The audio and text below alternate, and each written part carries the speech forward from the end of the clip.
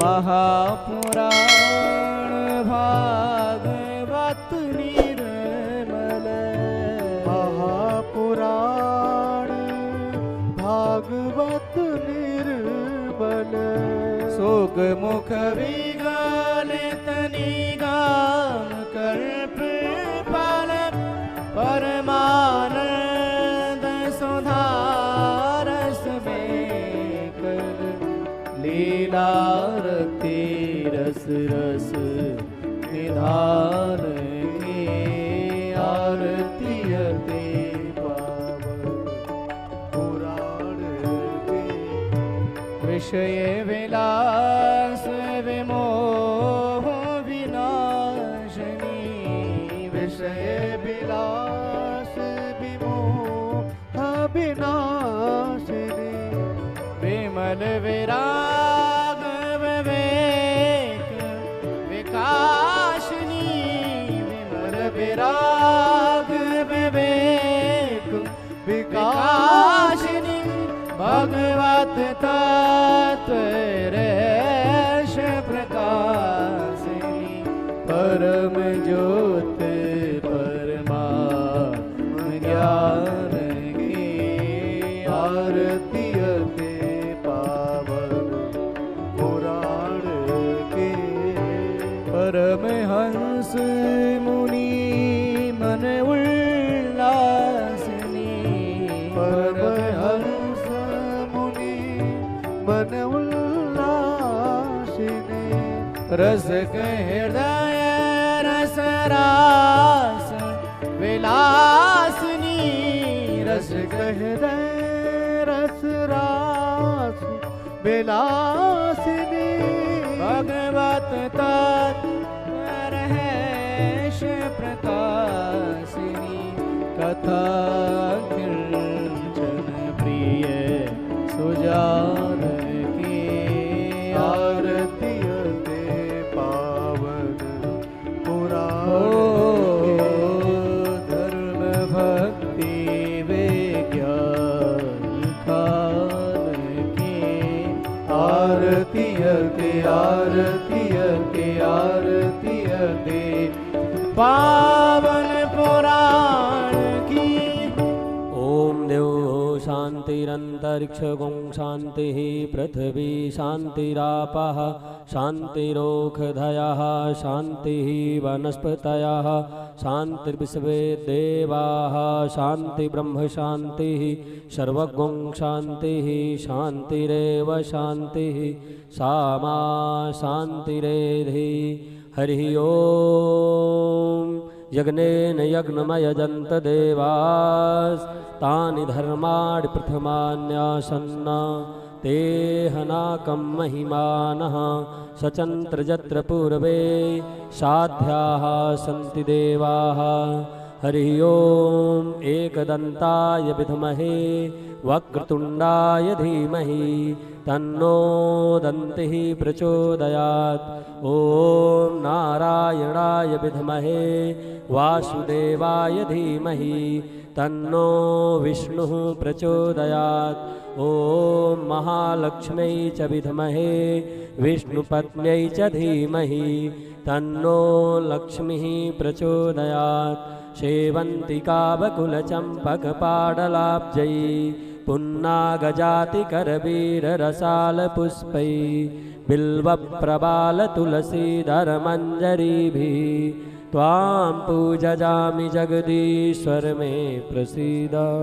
नानासुगन्धिपुष्पाणि यथा कालोद्भवानि च पुष्पाञ्जलिर्मया दत्तो गृहाण परमेश्वरः। मंत्रपुष्पाञ्जलिं समर्पयामि भगवते श्रीपुराणपुरुषोत्तमाय नमः। श्री बालकृष्णलाल की जय। श्रीमद्भागवत महापुराण की जय। राजा रामचंद्र भगवान की जय। अनंत बलवंत श्री हनुमान जी महाराज की जय। पूज्य सद्गुरुदेव भगवान की जय। जय जय श्री राधे। आप सभी से करबद्ध प्रार्थना है, सभी वैष्णव अपना अपना यथोचित स्थान ग्रहण करें। आइए हम सब पूज्य महाराज श्री के चरणों में प्रार्थना करें। बोले वृंदावन विहारी लाल की। श्री पंचमुखी हनुमान मंदिर सेवा संस्थान के पावन तत्वावधान में आयोजित कार्तिक मास के पुण्य पवित्र अवसर पर परम पूज्य प्रातः स्मरणीय पूज्यपाद सदगुरुदेव भगवान की पावन परंपरा को आगे बढ़ा रहे वर्तमान समय में भारतवर्ष के एक ऐसे युवा कथाकार जिनकी वाणी को श्रवण करके लाखों लाख वैष्णव भक्ति पथ का सेवन कर रहे हैं, उसी कड़ी में आज भोपाल की ये नगरी धन्य है और अनंत बलवंत स्वर्ण शैलावदेहम पंचमुखी श्री हनुमान जी का पावन प्रांगण, जिनके चरण शरण में बैठकर हम और आप आज से 7 दिवस पर्यंत श्रीमद् भागवत की मंगलमयी कथा श्रवण करेंगे। आइए श्री पंचमुखी दुर्गा हनुमान मंदिर समिति के सदस्य इस संपूर्ण आयोजन के मूल में अपनी सेवाएं प्रदान कर रहे श्री विनोद जी से निवेदन करूंगा कि इस आयोजन के संबंध में प्रकाश डालकर आज के कथाक्रम को प्रारंभ कराएं। पूज्य श्री विनोद जी। बोलिए बाके बिहारी लाल की, बाके बिहारी लाल की। वो ऊर्जा और जोश का मुझे अनुभव प्राप्त नहीं हो रहा है कि हम पूज्य जो सौम्य के समान पूज्य इंद्रेश जी महाराज को सुन रहे हैं। मैं पुनः निवेदन करूंगा कि वो ऊर्जा और वो उत्साह मुझे दिखना चाहिए। बोलिए बाके बिहारी लाल की, बाके बिहारी लाल की। सब संतन की, पूज्य इंद्रेश जी महाराज की। बाकी हम बहुत सौभाग्यशाली है कि आज संसार के युवा संत जिनकी आयु अनुमानित 25 वर्ष हो गई, ऐसे पूज्य संत के दर्शन कर हम सभी बहुत ही गौरवान्वित हैं और एक आध्यात्मिक ऊर्जा का प्रभाव हो रहा है। पूज्य इंद्रेश जी महाराज को मैं पहली बार मिला, वाकई मेरा मन गदगद प्रफुल्लित हो गया और हम सबने निवेदन किया और उन्होंने स्वीकार किया। पंचमुखी दुर्गा हनुमान मंदिर पर इस आयोजन के लिए उन्होंने हमें बहुत ही सहज स्वीकृति प्रदान की और आज वो कार्यक्रम साकार रूप ले चुका है। आज पूज्य इंद्रेश जी महाराज को हम सभी सुनेंगे। मैं ऐसे अद्भुत वक्ता के सामने ज़्यादा कुछ बोलने की जगह मैं उनको कोटि कोटि प्रणाम करते हुए आज के कार्यक्रम का, आज की उनकी मृदु वाणी श्रीमद् भागवत कथा के माध्यम से हम सभी को सुनाने के लिए करबद्ध निवेदन करता हूँ। पूज्य इंद्रेश जी महाराज, आपका आशीर्वाद हम सभी भक्तों पर बना रहे, ऐसी मेरी आपसे प्रार्थना और निवेदन है। बोलिए भारत माता की, भारत माता की जय जय श्री राम। आइए इसी कड़ी में पंचमुखी श्री दुर्गा हनुमान मंदिर समिति के विनोद भैया के संपूर्ण वक्तव्य के बाद श्री दुर्गा हनुमान मंदिर के अर्चक पुजारी, जिन्होंने इस संपूर्ण आयोजन में अपनी तन मन धन से संपूर्ण श्रम साधना प्रकट करी है, ऐसे हमारे पंडित श्री केशव शास्त्री जी से मैं निवेदन करूंगा आप श्री भी आकर पूज्य महाराज श्री के चरणों में अपनी वाक्य पुष्पांजलि समर्पित करें। तत्पश्चात आप सब वैष्णवों की ओर से हम और आप व्यासपीठ की ओर चलेंगे और प्रथम दिवस के कथा सत्र का पूज्य महाराज श्री की वाणी से लाभ लेंगे। पूज्य श्री केशव जी। जय जय श्री राधे। मेरा तो कुछ सामर्थ्य नहीं है कि मैं ये सब व्यवस्थाएं बना सकूं। ठाकुर जी की कुछ व्यवस्था बनाने के लिए मेरे में कुछ सामर्थ्य नहीं है। जो कुछ है टूटा फूटा आपके सामने है, साक्षात भैया की कृपा है। बड़ा स्नेह हमारी समिति ने भैया से किया कि भैया पंचमुखी सरकार के प्रांगण में आपके श्रीमुख से सभी भक्तों को कथा श्रवण करा दें। भैया बड़े ही स्नेही पूज्य गुरुदेव जो विराजमान हैं, इतने स्नेही हैं, सभी के लिए यहाँ स्वीकृति दी समिति के लिए। और यह जो आयोजन आप देख रहे हैं विशाल, इसमें मेरा कोई सामर्थ्य भी नहीं है। इसमें जो कुछ है हमारी समिति सहयोग करे और आप जितने श्रोतागण बैठे हैं इनमें उनका सहयोग है। इसलिए यहाँ इतनी बड़ी व्यवस्थाएं आप लोग देख रहे हैं। मेरी समिति के सहयोग जो हैं माननीय श्रीमती कृष्णा गौर जी, संरक्षक जी, उमेश तिवारी जी, विनोद शर्मा, अमन शर्मा, संजय मुदगल जी, पार्थ पारासर जी, शिवनारायण जी, राजेंद्र शुक्ला, पूज्य गुरुदेव श्री मोहनलाल जी शास्त्री, बद्री प्रसाद शर्मा, राम कुमार पाल जी, नगीन राजपूत जी, राज शर्मा जी, अरविंद कोरी जी, भागमल पाल, अमन शर्मा, यह सब हमारी समिति के सदस्यगण हैं। इनने अथक प्रयासों से यह जो आप सुंदर आयोजन देख रहे हैं, ये सब उन्हीं की मेहनत का आयोजन है और आप सभी भक्तों का सहयोग है। मेरी वाणी को मैं यहीं विराम दूंगा और पूज्य गुरुदेव की ओर। बोली वृंदावन बिहारी लाल की, श्री गिरधर लाल प्यारे की, श्रीमद् भागवत महापुराण की। आइए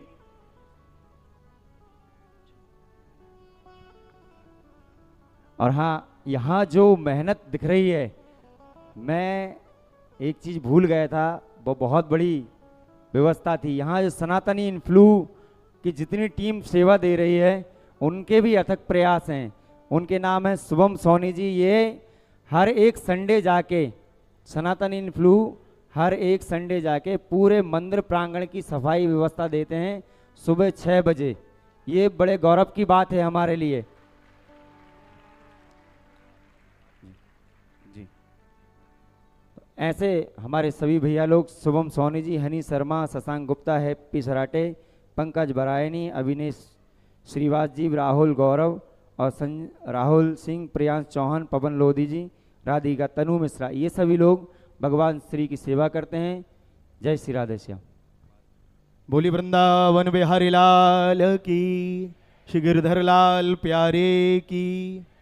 निश्चित ही हम सबका परम सौभाग्य है, एक ऐसे महापुरुष की वाणी से हम सबको श्रीमद् भागवत की कथा सुनने का सौभाग्य मिल रहा है, जिनकी पावन परंपरा में संभवतः भारतवर्ष में ऐसी कोई व्यासपीठ होगी जिन पूज्य गुरुदेव भगवान की वाणी का आश्रय भारतवर्ष के किसी भी व्यास आचार्य ने ना लिया हो। और उन्हीं की पावन परंपरा में हम सबके मार्गदर्शक, युवाओं के प्रेरणा स्रोत, लाखों लाख जनमानस जिनकी वाणी को श्रवण करके भक्ति पथ पर चल रहा है, ऐसे परम श्रद्धेय पूज्य श्री इंद्रेश उपाध्याय जी महाराज के मुखारविंद से कार्तिक मास के पुण्य पवित्र अवसर पर श्री दुर्गा हनुमान मंदिर पंचमुखी सरकार के चरणों में बैठकर और गोविंदपुरा की लोकप्रिय विधायक, माननीय मध्य प्रदेश सरकार की मंत्री बहन कृष्णा गौर जी के मार्गदर्शन में, विनोद जी, तिवारी जी, केशव जी के अथक प्रयासों से इस आयोजन में, संपूर्ण समिति के प्रयासों से आयोजित हो रहे इस आयोजन के प्रथम सत्र में हम और आप अधिक विलंब ना करते हुए पूज्य महाराज श्री के चरणों में आप सबकी ओर से प्रणाम करते हुए चलें। इसके पूर्व महाराज जी के चरणों में दास एक भाव समर्पित करते हुए पूज्य महाराज श्री को प्रणाम करते हैं। कहते हैं, सबका चित्त चुराने वाले, आप सबका ध्यान इस ओर आकर्षित हो, सबका चित्त चुराने वाले ये कैसे मेहमान आ गए। सबका चित्त चुराने वाले ये कैसे मेहमान आ गए, हमें तो लगता है कि भेष बदल कर भगवान आ गए। ऐसे हमारे पूज्य महाराज श्री के श्री चरणों में आप सबकी ओर से कोटिशा दंडवत प्रणाम करते हुए आइए प्रथम सत्र की कथा में प्रवेश करें। पूज्य महाराज श्री।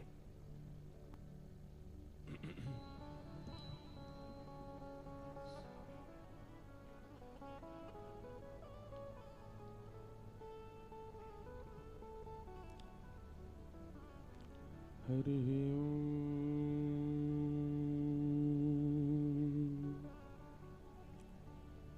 श्रीमते रामानुजाय नमः।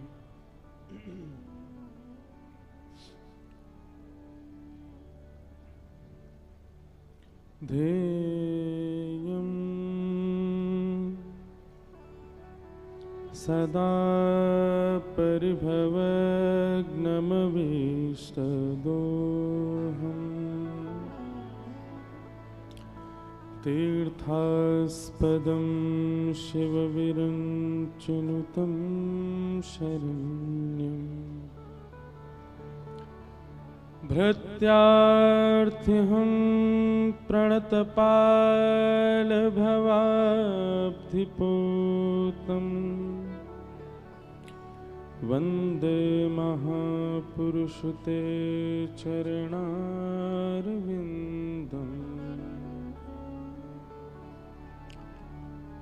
अस्ति स्वस्तरुणीकराग्रविगलत् कल्पप्रसूनाप्लुतम् वस्तु प्रस्तुतवेणुनादलहरी निर्वाणन व्याकुलम् स्रस्तनिबद्धनी विविलसत् गोपी सहस्राव्रतम् हस्तन्यस्तनतापवर्गमखिलोदारम् किशोराकृति कृष्णत्वदीय पद पंकज पंजरान्ते अद्यैव मे विशतु मानस राजहंस प्राण प्रयाण समय कफवात पित्तये कंठावरोधन विधो स्मरणं कुतस्ते लक्ष्मीनाथ समारंभां नाथयामुनमध्यमाम् अस्मदाचार्यपर्यन्तां वन्दे गुरुपरम्पराम् जय जय श्री राधारमण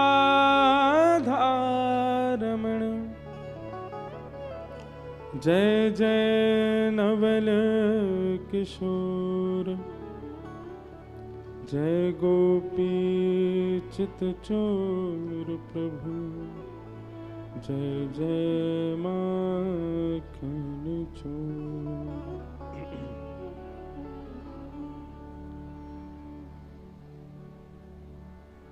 गोविंद गोविंद गाइए रे भजो राधे गोपाल कृष्ण गाइए। गोविंद गोविंद गाइए रे भजो राधे गोपाल कृष्ण गाइए। गोविंद गोविंद गाइए रे भजो राधे गोपाल कृष्ण गाइए। गोविंद गोविंद गाइए रे भजो राधे गोपाल कृष्ण गाइए। हे गोविंद गोविंद गाइए रे भजो राधे गोपाल कृष्ण गाइए रे। गोविंद गोविंद गाइए रे भजो राधे गोपाल कृष्ण गाइए। हाँ गोविंद गोविंद गाइए रे भजो राधे गोपाल कृष्ण गाइए रे।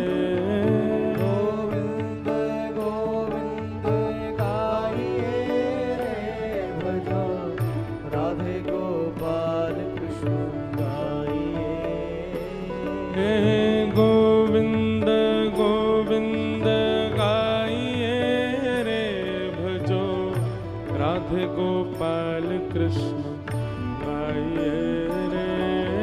गोविंद गोविंद गाइए रे भजो राधे गोपाल कृष्ण गाइए। हे मुरली मनोहर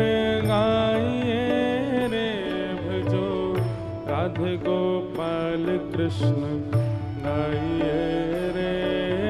मुरली मनोहर गाइए रे, भजो राधे गोपाल कृष्ण गाइए।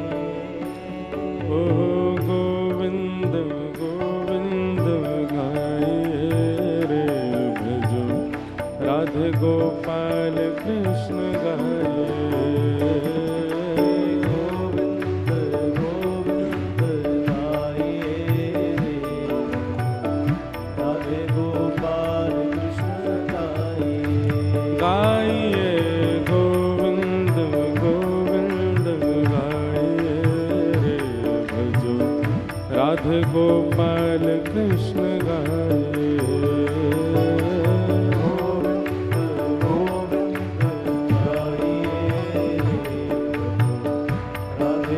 श्री राधा रमण लाल की।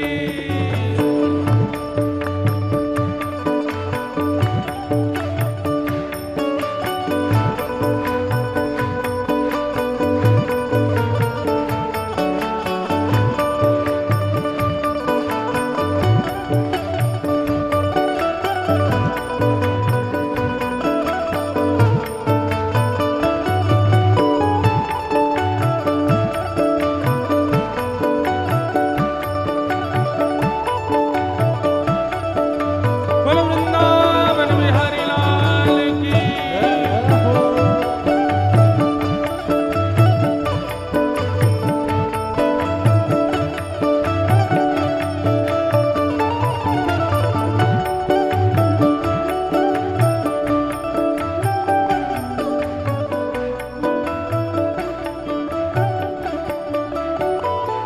हे द्वारिका के नाथ कृष्ण गाइए रे, भजो पूरी जगन्नाथ कृष्ण गाइए रे। द्वारिका के नाथ कृष्ण गाइए रे, भजो पूरी जगन्नाथ कृष्ण गाइए।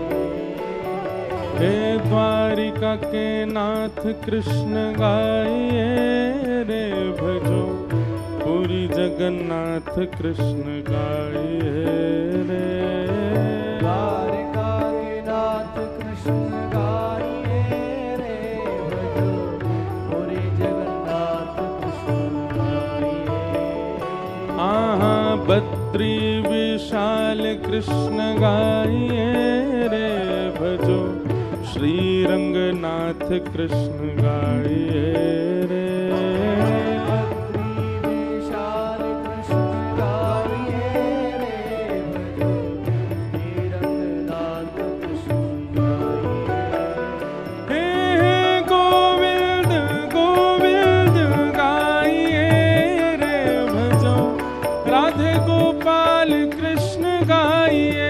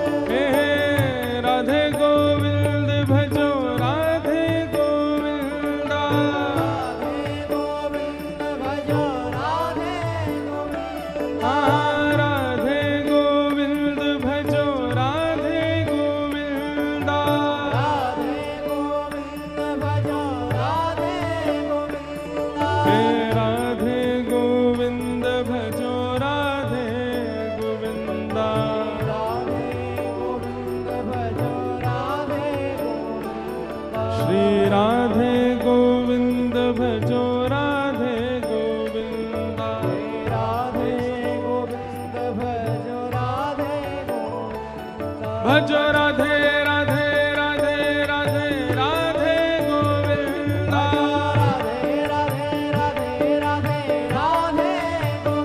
हम भजो राधे राधे राधे राधे राधे गोविंदा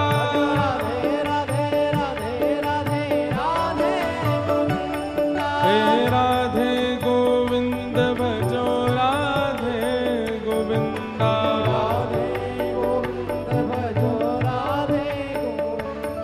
हे राधे गोविंद भजो राधे गोविंदा क्या भाव से हे भजो राधे राधे राधे राधे राधे गोविंदा भजो राधे राधे राधे राधे राधे गोविंदा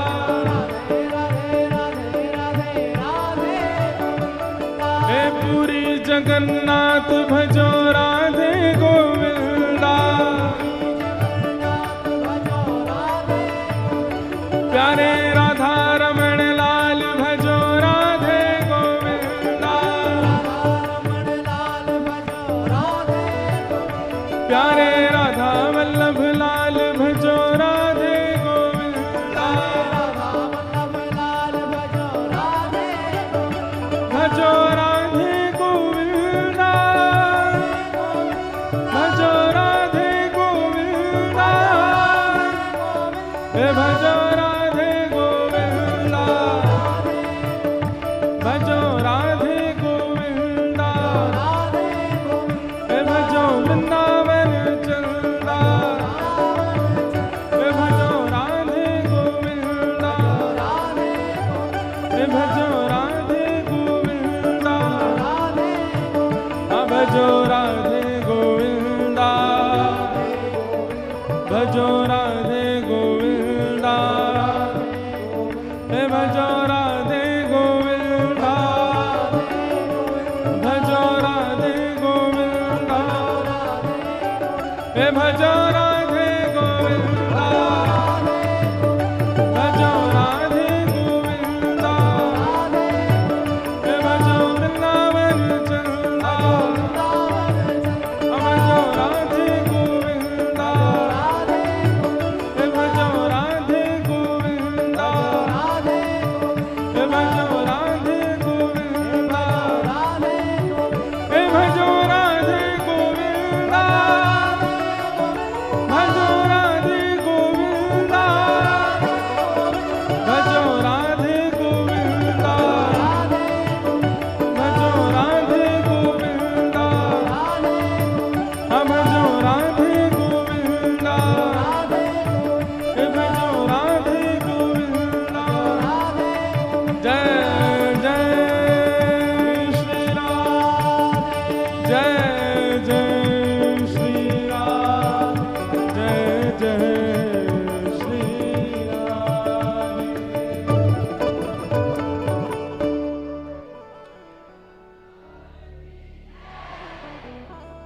बोलो वृंदावन बिहारी लाल की श्री राधा रमण लाल की श्री राधा वल्लभ लाल की श्रीमद् भागवत महापुराण की सब संतन की सब भक्तन की सब विप्रन की श्रीमद् भागवत महापुराण की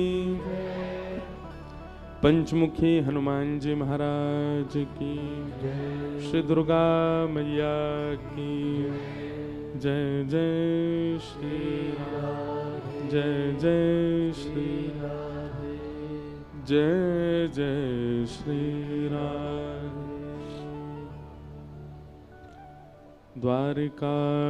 द्वारिकाधीश की जय।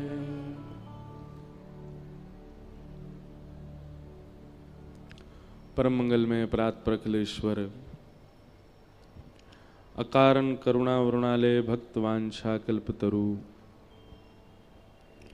तड़िद्वित विनिंदित पीताम्बरधारी श्री बालकृष्ण लाल की शब्दमयी वाणीमयी वांगमयी प्रतिमूर्ति हम आप सबके मध्य में विराजमान श्रीमद् भागवत महापुराण को बारंबार प्रणाम। मंच पर विराजमान समस्त विप्रवृंद, समस्त गंधर्वजन और आप सभी भोपाल निवासी आसपास के क्षेत्रों से आए हुए सभी श्रोता भाई बंधु, मातृशक्ति, बालक, मित्र, सखा, सबको जय श्री कृष्ण, जय सिया राम, जय श्रीमन नारायण, जय जय श्री राधे।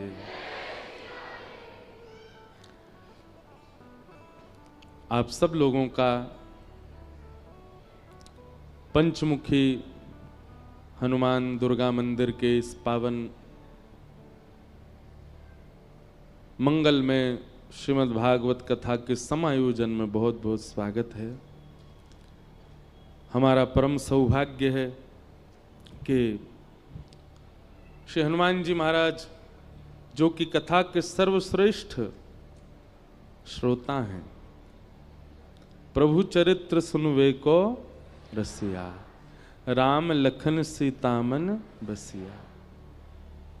कहीं भी हनुमान जी के सानिध्य में कथा होती है तो हम सबसे एक बात निवेदित करते हैं कि श्री हनुमान जी महाराज को सिंदूर चढ़ाया जाता है। हनुमान जी महाराज को अकौआ के पत्रों पर राम राम लिख करके लोग माला बना करके पहनाते हैं। श्री हनुमान जी महाराज को गदा अर्पित की जाती है। हनुमान जी को लड्डू के भोग लगाए जाते हैं। पर गोस्वामी तुलसीदास जी ने हनुमान चालीसा में केवल एक बात लिखी है कि हनुमान जी को क्या प्रिय है। प्रभु चरित्र सुनवे को रसिया, राम लखन सीता मन बसिया। किसी को, बहुत ध्यानपूर्वक सुनिएगा, किसी व्यक्ति को जलेबी बहुत प्रिय है और आप जब उसके पास जाते हो तो लड्डू ले जाते हो या रबड़ी ले जाते हो, कलाकंद ले जाते हो, मोहन थार ले जाते हो, बालूशाही ले जाते हो। मुंह में पानी तो नहीं आ गया आपके? इतनी मिठाई के नाम ले दिए हमने। पर सामने वाला आपकी सहजता और आपकी लाई हुई वस्तु को स्वीकार तो करेगा, प्रसन्नता से रख लेगा। हाँ हाँ, अरे वाह भैया, लड्डू लाए, लाओ धर दो। लेकिन यदि उसकी प्रिय वस्तु आप लेकर के जाएंगे तो वो रखेगा नहीं, तुरंत खोल करके उसको चख लेगा। अच्छा जलेबी लाओ भाई, अरे गरम गरम है, अभी अभी पा लेते हैं। चाहे उसका पेट भरा हो, चाहे वो कितना भी तृप्त क्यों ना हो, उसकी प्रिय वस्तु उसके सामने प्रस्तुत करोगे तो तुरंत लेगा। हमारा और भावों से कोई विरोध नहीं है। आप ऐसा मत सोचना कि हम हनुमान जी की अन्य सेवा के लिए मना कर रहे हैं। कई जगह वर्णन है कि ऐसे ऐसे हनुमान जी को रिझाओ, हनुमान जी के सामने ये करो, ऐसा करो, ये उपाय करो, आदि आदि सब ठीक है। पर वही बात है कि आप अन्य उपाय करोगे तो हनुमान जी महाराज उस उपाय को लेंगे, रख देंगे। कभी जैसे हम फ्रिज में रख देते हैं मिठाई, फिर कुछ दिन बाद चख के देखते हैं। तो आपके द्वारा प्रस्तुत जो भी भाव है, हनुमान जी उसको ले तो लेते हैं पर रख लेते हैं, पुनः अपने ध्यान में बैठ जाते हैं। लेकिन जैसे ही कोई सन्मुख आकर के प्रभु श्री राम या प्रभु श्री कृष्ण की मधुर कथा, कोई लीला सुनाने लग जाता है, हनुमान जी अपना नाम जप साधन आदि सब छोड़ करके नेत्र खोल के उसको सुनते हैं। और कैसे सुनते हैं?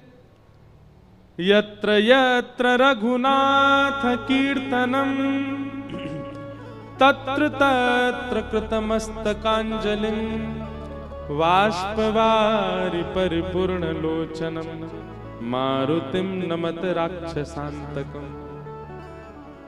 वाष्पवारि परिपूर्ण लोचनम, नेत्र सजल हो जाते हैं हनुमान जी के कथा सुनते हुए। और कथा वो तुरंत स्वीकार करते हैं। इसलिए हम तो श्रोताओं से भी कहते हैं कि आप कथा सुनकर के जाया कीजिए, कोई अच्छा चरित्र याद कर लिया कीजिए। और मंगलवार शनिवार आपके ऊपर जो भी बुरा समय चल रहा है, कोई हारी बीमारी चल रही है, ब्रजवासी की कही एक बात मान लीजिए, कोई नियम मत कीजिए, हनुमान जी के पास हर मंगलवार जाकर के एक भक्त या भगवान का चरित्र सुना करके आओ।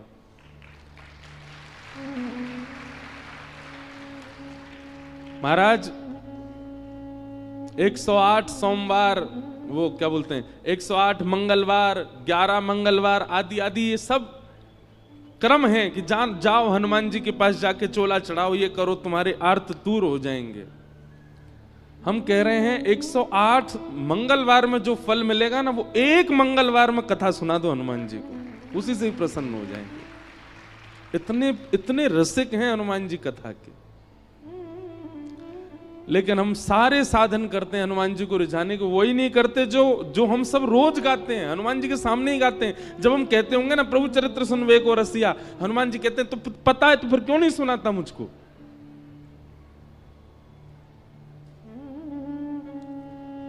इसलिए भैया हमारी कही एक क्रिया, हमने बहुतों को बताया है कि हनुमान जी को प्रसन्न करना है तो कथा सुनाओ। हमारी तो कथा के मुख्य श्रोता ही हनुमान जी हैं। आपको दिख जाए तो बहुत बड़ी बात है। ये देखो, ये हमारी पहली कथा से सारी कथा सुन रहे हैं। और गदा वाले हनुमान जी नहीं है, कीर्तनिया हनुमान है। हनुमान जी गदा वाले हैं ही नहीं है।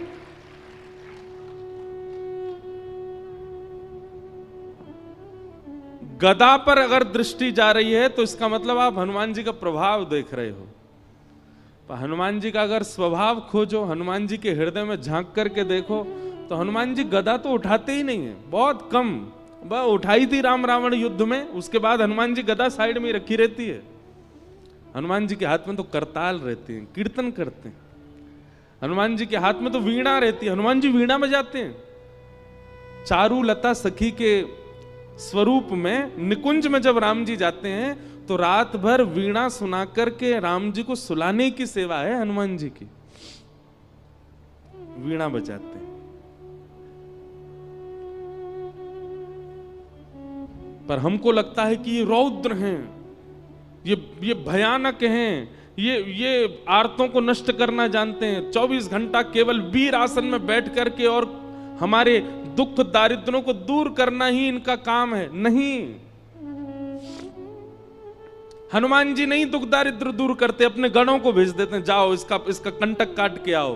हनुमान जी तो 24 घंटा कथा में रहते। वो तो कथा से, जब हम 21 पेशी 11 पेशी 108 पेशियां करते हैं हनुमान जी की, तो हनुमान जी क्या कहते हैं, ए भाई गणों इसके पीछे जाओ, बहुत पीछे पड़ रहा है मेरे, जाओ इसके यहाँ के सब कंटक काट के आओ। हनुमान जी थोड़ी आते हैं। हनुमान जी किसकी रक्षा के लिए आते हैं? जो कथा सुनाता उसकी रक्षा करने हनुमान जी आते हैं। अरे भैया ये हमारे व्यास जी हैं, ये हमको कथा सुनाते हैं, इनके भाव सुन के हमको प्रसन्नता होती है, इनकी रक्षा तो हम करेंगे। इसलिए हमारी प्रार्थना है, पंचमुखी हनुमान मंदिर के प्रांगण में कथा हो रही है, आप श्रोताओं को एक ही काम करना है। 7 दिन के इस कथा प्रसंग में कुछ भाव, कुछ लीला, कुछ प्रसंग जो आपको भा जाए उसको याद कीजिए, उसको स्मरण कर लीजिए। वैसे तो यहां बैठ करके तो हनुमान जी पूरी कथा सुन ही रहे हैं, पर आपके क्षेत्र में भी जो हनुमान जी का मंदिर हो वहां जाइएगा और एकांत में दूर बैठ करके श्री हनुमान जी से नेत्र मिल रहे हो, भीड़ बहुत ज्यादा हो तो चिंतन कर लो हनुमान जी का, वो कथा सुना। हजारों लाखों की भीड़ मंदिर में होगी, लेकिन हनुमान जी आपके सामने ही बैठे होंगे क्योंकि आप कथा सुना रहे हैं। तो आपसे हमारी प्रार्थना है, हनुमान जी को कथा जरूर सुनाया करो। गोस्वामी तुलसीदास जी को राम जी मिले ही हनुमान जी की वजह से, और हनुमान जी मिले कथा की वजह से। सबको कथा पता ही है। गोस्वामी तुलसीदास जी एक वृक्ष में रोज जल डालते थे अपने नित्य क्रम में, तो उस जल पर कोई ब्रह्म प्रेत रहता था। वो प्रेत 12 वर्ष के बाद जब मुक्त हुआ, गोस्वामी जी के चरण पकड़ लिए, बोले आपने मुझे मुक्त कर दिया, मैं जाते जाते कुछ वरदान देना चाहता हूं, मांग लीजिए। गोस्वामी जी बोले हमको राम जी से मिलवा दो। प्रेत बोला राम जी से मिलवाने की सामर्थ्य मेरी होती तो मैं प्रेत क्यों होता? गोस्वामी जी बोले कुछ तो करो, क्योंकि तुम मानव नहीं हो, प्रेत हो, तुम्हें कुछ तो पता होगा ठाकुर जी के बारे में। तो वो प्रेत कहता बोले हाँ, जिनके मारे हम प्रेतों के प्राण निकलते हैं उनका पता हमको रहता है। कौन? हनुमान जी। वो कहां घूम रहे हैं, कहां बैठे हैं, क्या कर रहे हैं, ये हम सब प्रेतों को पता होता है। और वो आपको राम जी से मिलवा सकते हैं। तो फिर गोस्वामी जी बोले वो कहां हैं आजकल? बोले अरे वो रोज आपकी कथा सुनने आते हैं। 80 घाट पर जब आप कथा करते हैं तो जितने श्रोता आते हैं उनमें हनुमान जी भी आते हैं। रुग्ण सी अवस्था होगी, वृद्ध सा भेष है, उनके पास कोई बैठता भी नहीं है। उनको देख के ऐसा लगता है ना जाने कितने दिनों से नहाया नहीं व्यक्ति। वो बड़ा दीनहीन सा पीछे बैठ के कथा सुनता है आपकी। बोले हाँ, बोले वही हनुमान जी हैं, पकड़ लो चरण। और गोस्वामी जी ने कथा के बाद चरण पकड़ लिए। वो तो छुड़ाने लगे, अरे व्यास जी आप चरण क्यों पकड़ रहे हैं? मैं सामान्य सा जीव, मैं दीनहीन सा प्राणी, आप मेरे बोले कोई दीनहीन नहीं हो, मैं जानता हूं आप हनुमान जी हो। इतने में ही आहा, श्री हनुमंत लाल प्रकट हो गए और प्रकट होकर के गोस्वामी जी को हृदय से लगा लिया। नेत्र सजल हो गए। गोस्वामी जी बोले हनुमंत लाल आप इतने दिन से कथा सुनने आते, मैं रोज आपको देखता, आप पीछे आकर के बैठ जाते, कोई आपका स्पर्श भी नहीं करता था, कोई आपके पास बैठता भी नहीं था। हनुमान जी कहते कथा सुनने की विधा यही होनी चाहिए। अपने आप को पुजवाने के लिए या सब मुझे देखें इस भावना से जो कथा में आता वो कथा सुन ही नहीं सकता। कथा तो वही सुन सकता है जो अपनी प्रभुता त्याग करके आवे, अपने रूप को बदल करके कथा में आवे और जहां स्थान मिले चुपचाप बैठ करके प्रसंग सुने। ये कथा का स्वरूप होता है। अब मैं इस रूप में आऊं तो मुझे कथा कौन सुनने देगा? सब मेरे पांव पकड़ लेंगे, इसलिए मैं रूप बदल करके आता। गोस्वामी जी आपने बड़ी सुंदर सुंदर कथाएं सुनाई, मैं तो नित्य सुनता हूं आपको। आज आप दक्षिणा ले लीजिए, हमने कथा सुनी है आपसे, कोई दक्षिणा बताइए। बोले दक्षिणा में केवल राम जी दे दो हमको, ये बता दो राम जी कहां मिलेंगे। तब हनुमान जी ने पता बताया, बोले चित्रकूट जाइए और श्री चित्रकूट में आपको रघुनाथ जी के दर्शन होंगे। तो भैया हनुमान जी केवल संकट हरण नहीं है, हनुमान जी केवल पीड़ा निवृत्ति करने वाले नहीं हैं। हनुमान जी केवल हमारे आर्तों को दूर करना जानते हैं, यही उनका काम नहीं है। ये सब तो उनके गण करते हैं, हनुमान जी नहीं करते। हनुमान जी तो केवल कथा के रसिया हैं, कथा श्रवण करते हैं। हनुमान जी जैसा भावुक कोई देव नहीं, हनुमान जी जैसा दयालु कोई देव नहीं। हमने समझा भले ही उनको बहुत रौद्र रूप में है, पर उन जैसा कोई कोमल नहीं है। सबको कथा पता है, लंका सिया सुध लेने जब जाना था, सारे बानर उछल रहे थे हम जाएंगे हम जाएंगे, हनुमान जी पीछे बैठे चुपचाप। उनको पता ही नहीं है कि मुझ में बल क्या है। एक बात याद रखिएगा, जो वैष्णव होता है, जो भक्त होता है, वो अपने गुण को ज्यादा प्रकाशित नहीं करता। जैसे किसी के अंदर कोई गुण होता है ना, वो उस गुण को इतना प्रकाशित कर देता है कि उसके चेहरे पर ही वो दिखने लग जाता है, इसमें ये गुण होगा। जैसे किसी के पास धन बहुत है, धनवान है, तो स्वरूप ही ऐसा बना के घूमेगा कि देखने वालों को पता चल जाए धनवान है। कपड़े कैसे, एक सरवट नहीं आ जाए उस पर, सीधे रखेगा, बैठेगा तो अदब से बैठेगा, गले में 2-4 जंजीर पहन के रहेगा सोने की, हाथों में इतनी सारी अंगूठी, छोटी छोटी से काम नहीं चलता, बड़ी बड़ी पहनेगा। फोन जेब में रख सकता लेकिन हाथ में ही रखेगा, सबको पता चले 2 लाख का फोन है मेरा। जूता चप्पल ऐसी टिमटिमा रहे होंगे उसके कि मानो जैसे कोई तारे चमक रहे हों। तो वो अपने स्वरूप से ही बता देता है कि मैं धनवान हूं। ऐसे ही धनवान व्यक्ति अपना स्वरूप बता देता है। बलवान व्यक्ति कपड़ा फटे जा रहे हैं, निकल रहे हैं महाराज, यहां से हाथ निकल रहा है, यहां से छाती निकली जा रही है, चले तो हाथ यूं। हमारे साथ बेचारे दो भैया हैं, ये तो बढ़िया हैं ना पर बलवान व्यक्ति अपने रूप से ही दिखा देता है कि मैं बलवान हूं। अच्छा, ज्ञानी व्यक्ति भी अपने रूप से बता देता है कि मैं ज्ञानी हूं। त्रिपुंड लगा करके घूमेगा, गले में कम से कम 2-4 रुद्राक्ष की मालाएं पड़ी होंगी, कानों में भी रुद्राक्ष ही लटक रहे होंगे, और यहां त्रिपुंड, यहां त्रिपुंड, यहां त्रिपुंड, यहां त्रिपुंड। चले तो ग्रंथ हाथ में लेकर के, बैठे तो खड़ाऊं पहन के चट चट करता चले। बस पहनता तो मैं भी हूं, पर मैं स्वरूप से ज्ञानी दिखूंगा नहीं, हूं भी नहीं। गुरुदेव की उच्छिष्ट जो कृपा प्रसादी वही दे रहे हैं। पर कोई प्रचंड ज्ञानी हो, उसके रूप से पता चल जाता है ओहो ज्ञानी है, कोई भैया संभल के इसके सामने। पर वैष्णव जो होता है ना, वो विपरीत होता है। वो अपने समस्त गुणों को अंतर्मुख कर लेता है, अपने सारे गुणों को ऐसा कर देता है कि सामने वाले को ये लगे कि ये तो सामान्य है, ये तो कोई साधारण व्यक्ति है, इसको ज्यादा कुछ पता नहीं है। ये वैष्णव का गुण है। हनुमान जी ऐसे ही हैं। हनुमान जी ने हम सबको जो दिखा रखा है, एक प्रकार से हमको बहकावे में डाल रखा है कि भाई मेरी गदा देखो, मेरा रूप देखो, मेरा बल देखो, आदि आदि।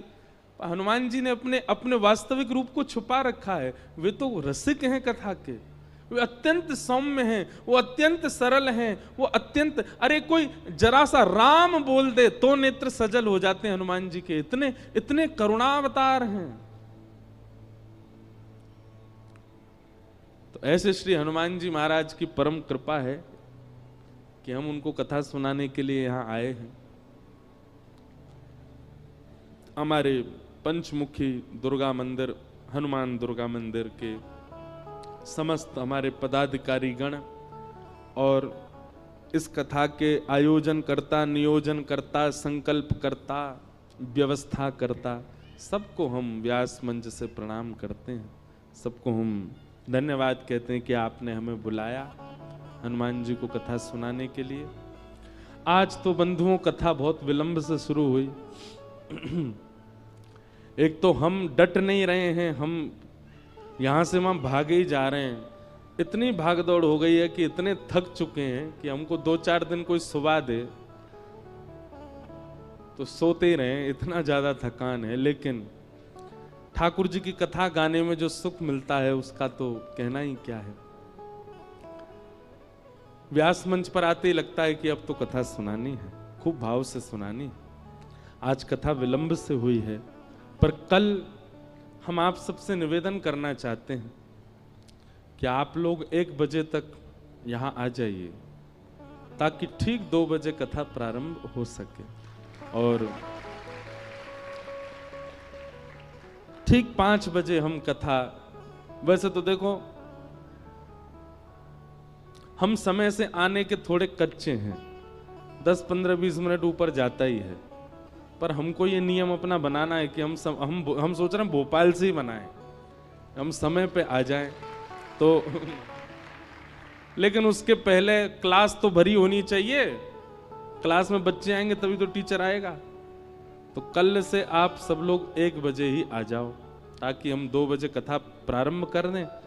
और विश्राम का समय 5 बजे का है, लेकिन हम अपनी कथा में एक बात कहते हैं कि जिस दिन कथा समय से ऊपर जाए, समझ जाना कि व्यास जी को आनंद आ रहा है। और जिस समय कथा समय से पूरी हो जाए, 5 बजे ही पूरी हो जाए, तो समझ जाना आज इनका मन नहीं लगा है कथा में, तभी 5 बजे पूरी कर गए। तो कथा के विश्राम में समय देख लिया करना, 15-20 मिनट, आधा घंटा ऊपर जाए तो समझना ये आज बहुत प्रसन्न है, इसलिए भाव से कह रहे हैं। और देखिए हमारी प्रसन्नता आपके मुखमंडल से होगी। आप भाव से सुनोगे तो हम खूब प्रसन्नता से कथा सुनाएंगे। भोपाल में एक प्रकार से है तो पहली बारी कथा, मंडीदीप में हुई है, वहाँ के सब हमारे वो भी बैठे हैं, विदिशा में कथा हुई, हमारे बटुक जी बैठे हैं। आपके भाव से यहाँ पर भी ये प्रसंग आपका ही भाव था, आपका ही प्रेम था जो हम यहाँ आ सके। तो भोपाल में ये प्रॉपर शहर में ही है, हम लोग शहर में ही हैं। हाँ, तो भोपाल में तो पहली ही कथा है फिर तो भोपाल के सब लोगों को हमारा प्रणाम। ब्रज से आए हैं, खूब भाव से कथा सुनने आओ, खूब सुंदर ठाकुर जी की लीला कथा सुनाएंगे। और आप सब लोग समय से कल से आना, 1 बजे 2 बजे कथा प्रारंभ कर देंगे और 5 सवा 5 बजे तक विश्राम, उसके बाद अपने गृह कार्य करो। और सुनो, कई लोग कहेंगे हमको छुट्टी नहीं, हमारे काम रहते हैं, जे रहते हैं। अरे भैया, जीवन भर करना है काम। 7 दिन के लिए बोल दो टाइफाइड हो गया हमको, आ जाओ कथा में। देखिए, कई लोग हमसे बोलते कथा के लिए झूठ बोले महाराज जी, अपराध काहे को? हाँ, अपराध कब लगता है? कहीं घूमने जाना है, कहीं कुछ उल्टा सीधा खाने पीने जाना है, मित्रों के साथ रात भर ऊधम मचाना है, उसके लिए झूठ बोलो, वो पाप जन्य है। लेकिन ठाकुर जी की कथा सुनने के लिए अगर झूठ बोलना पड़े तो उसमें कोई दोष नहीं है। भाव से कौन सा रोज रोज कथा होती है, कभी कभी होती है, इतना बड़े। और देखो, कार्तिक मास, ये महीना सामान्य नहीं है। ठाकुर जी कहते हैं मेरी प्राप्ति यदि करनी है तो या तो 3 वर्ष बाद पुरुषोत्तम मास का प्रतीक्षा करो, या हर वर्ष आने वाले कार्तिक मास को सफल बना लो। ये कार्तिक मास का प्रारंभ ही है। अभी कल से ही तो प्रारंभ हुआ कार्तिक मास, आज दूसरा दिन है। तो मेरे लिए भी, मेरा तो हर दिन ही कार्तिक है, हर दिन ही कथा हो रही है हमारी तो। लेकिन आप सब लोगों के लिए सौभाग्य है कि कार्तिक मास में कथा हो रही है। हम नियम भी बताएंगे कल कि आप लोगों को क्या क्या कार्तिक मास में करना चाहिए। तो बड़े प्रेम और भाव से आप सब पधारे। आज प्रथम दिवस है कथा का। हम महात्म्य की चर्चा थोड़ी देर करेंगे और कल से बिल्कुल ठीक 2 बजे कथा प्रारंभ होगी। बोलो वृंदावन बिहारी लाल की जय। सच्चिदानंद रूपाय विश्वोत्पत्त्यादि हेतवे तापत्रय विनाशाय श्री कृष्णाय वयं नमः।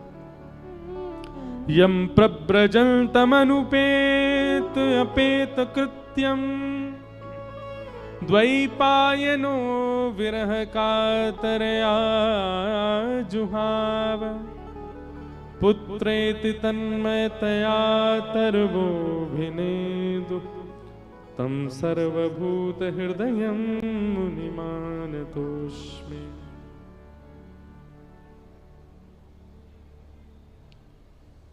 कल कोई एक व्यवस्था अगर कर सकें, हमको क्या है, सूर्य सामने से है ना, तो श्रोताओं के चेहरे कम दिख रहे हैं। तो कल ऐसा कुछ प्रकाश, वैसे लाइट लगी है, थोड़ी सी ऐसी कुछ लगे कि सब दिखें, या फिर ये सामने से कुछ पर्दा आ जाए तो थोड़े कम हमको दिखें। आप सबके मुखमंडल से ही कथा निकलती है, आगे वाले तो दिख रहे हैं, अब पीछे वाले हमको बहुत कम दिख रहे हैं। इसलिए कुछ ऐसी व्यवस्था हो सके, नहीं हो तो कोई दिक्कत नहीं, पर कल से हो जाए तो और अच्छा। वैसे कल से 2 बजे से कथा होगी तो सूर्य तो ऊपर होंगे, हो सकता है उस समय ठीक रहे माहौल, बाकी हो जाए तो अच्छा। श्रीमद् भागवत का महात्म, महात्म यानी कि महत्व।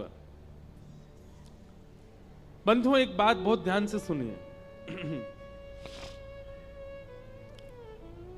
सत भगवान को कहा जाता है।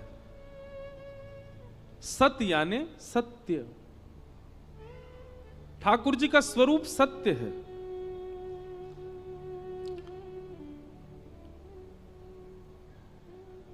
सब लोग बहुत ध्यान से सुनना। सत परमात्मा को जिस दिन आपने चैतन्य मान लिया, उसी दिन आनंद की प्राप्ति होने लगेगी। सच्चिदानंद रूपाय,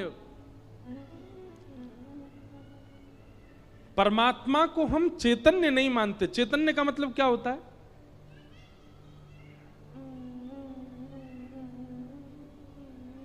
चैतन्य मतलब जैसे मैं चैतन्य हूं। ये दो एसी क्यों लगाए मंच पर? क्योंकि सुनाने वाला जो व्यास है वो जड़ नहीं है, वो चैतन्य है। भोजन क्यों पवाया जाता है? क्योंकि हम जड़ नहीं है, हम चैतन्य हैं। हमारे लिए व्यवस्था क्यों की जाती है? मानव अपने लिए व्यवस्था क्यों करता है? क्योंकि वो जड़ नहीं है, वो चैतन्य है। पर मृत्यु के बाद उसी व्यक्ति को निष्ठुर चिता पर सुला दिया जाता। उसी के परिवार के लोग सुलाते हैं। जो डल्लब के गद्दे पर सुलाते थे वही उसको चिता पर सुला देते हैं। क्यों? उनको उस समय दया नहीं आती, क्योंकि उनके मन में यह भावना आ जाती है कि अब ये जड़ हो चुका है, अब इसको पीड़ा नहीं है। तो इसका मतलब मुझे चैतन्य बनाने वाला कौन था? मेरे भीतर विराजमान जो चैतन्य आत्मा है, उससे मैं चैतन्य था। शरीर तो जीवित अवस्था में भी वही है, मृतक अवस्था में भी वही है, तो फिर इतना भेद कैसे हो जाता है? हमारे भीतर जो जीवात्मा है वो हमारे रूप को चैतन्य बनाती है, और वो जीवात्मा ही परमात्मा का स्वरूप है। तो जो पूर्ण चैतन्य है, जिसकी उपस्थिति से हम चैतन्य हो जाते हैं, उसको हम मंदिर में भी चैतन्य ही माने। आप ठाकुर जी को पाषाण मत समझा कीजिए। एक बार एक घर में किसी की मृत्यु हो गई, सब घर के लोग रो रहे थे। किसी साधु ने जाकर के कहा, भाई तुम क्यों रो रहे हो? तो बच्चे ने कहा, मेरे पिताजी चले गए। एक कन्या ने कहा, मेरा पति चला गया। वृद्ध लोग बोले, मेरा बेटा चला गया। एक ही व्यक्ति गया है, पर सबके अलग अलग संबंध थे।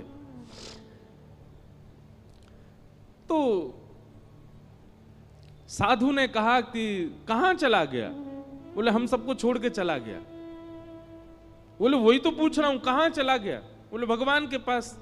अच्छा, कैसा था? बोले, छोटी सी आंख थी, बड़े बड़े बाल थे, मोटा सा शरीर था, गोरा चिट्टा था। साधु बोले, ये जो सामने पड़ा है यही तो नहीं है? बोले, है तो यही। तो बोले, तो तुम्हारे सामने, फिर रो क्यों रहे हो? बोले, ये सामने है, पर इसके भीतर जो था वो चला गया। साधु ने कहा, भीतर जो था उसको तुमने देखा था कभी? घर के लोग बोले, नहीं, उसको तो हमने देखा नहीं। तो फिर तुम रो क्यों रहे हो? जिसके लिए तुम रो रहे हो वो तुम्हारे सामने पड़ा है, पर इससे तुम्हारा संबंध नहीं है, तुम्हारा भीतर वाले से संबंध। भीतर वाला तुमने कभी देखा नहीं, फिर रो क्यों रहे हो?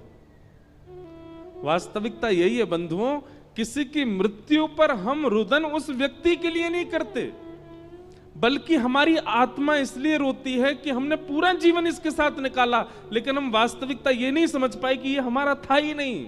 हमारा तो वो था जो उसके भीतर था, और इसके भीतर कौन था? परमात्मा, ईश्वर। ये व्यक्ति हमारा नहीं था, तो होता हमारा तो कभी नहीं जाता।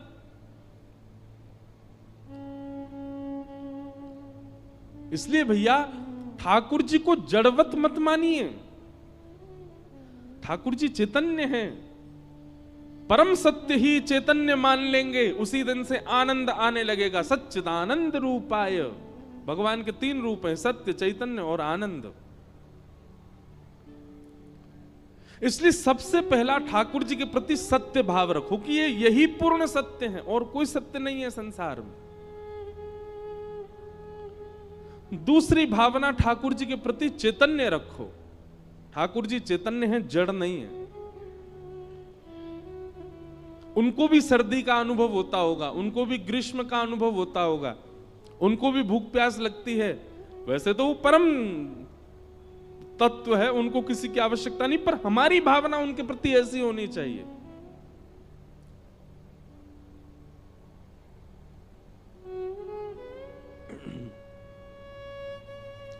सत्य, चैतन्य। और तीसरा ठाकुर जी का स्वरूप है आनंद। हमारे गुरुदेव कहते हैं, जब तक सत्य और चैतन्य बुद्धि हमारे अंदर नहीं आएगी ठाकुर जी के प्रति, तब तक सेवा में, भजन में, भक्ति में, कथा में आनंद आ ही नहीं सकता। मीराबाई को क्यों आनंद आता था, सूरदास को क्यों आनंद आता था, श्रीमद् चैतन्य महाप्रभु को क्यों आनंद आता था? क्योंकि वो ठाकुर जी को चैतन्य मानते थे, कभी जड़ नहीं माना। कितने श्रोता कथा में ऐसे आते हैं, कथा को शब्द नहीं समझते, कथा को केवल वाक्य नहीं समझते, वो जीवंत एक लीला देखते हैं कथा सुनते सुनते।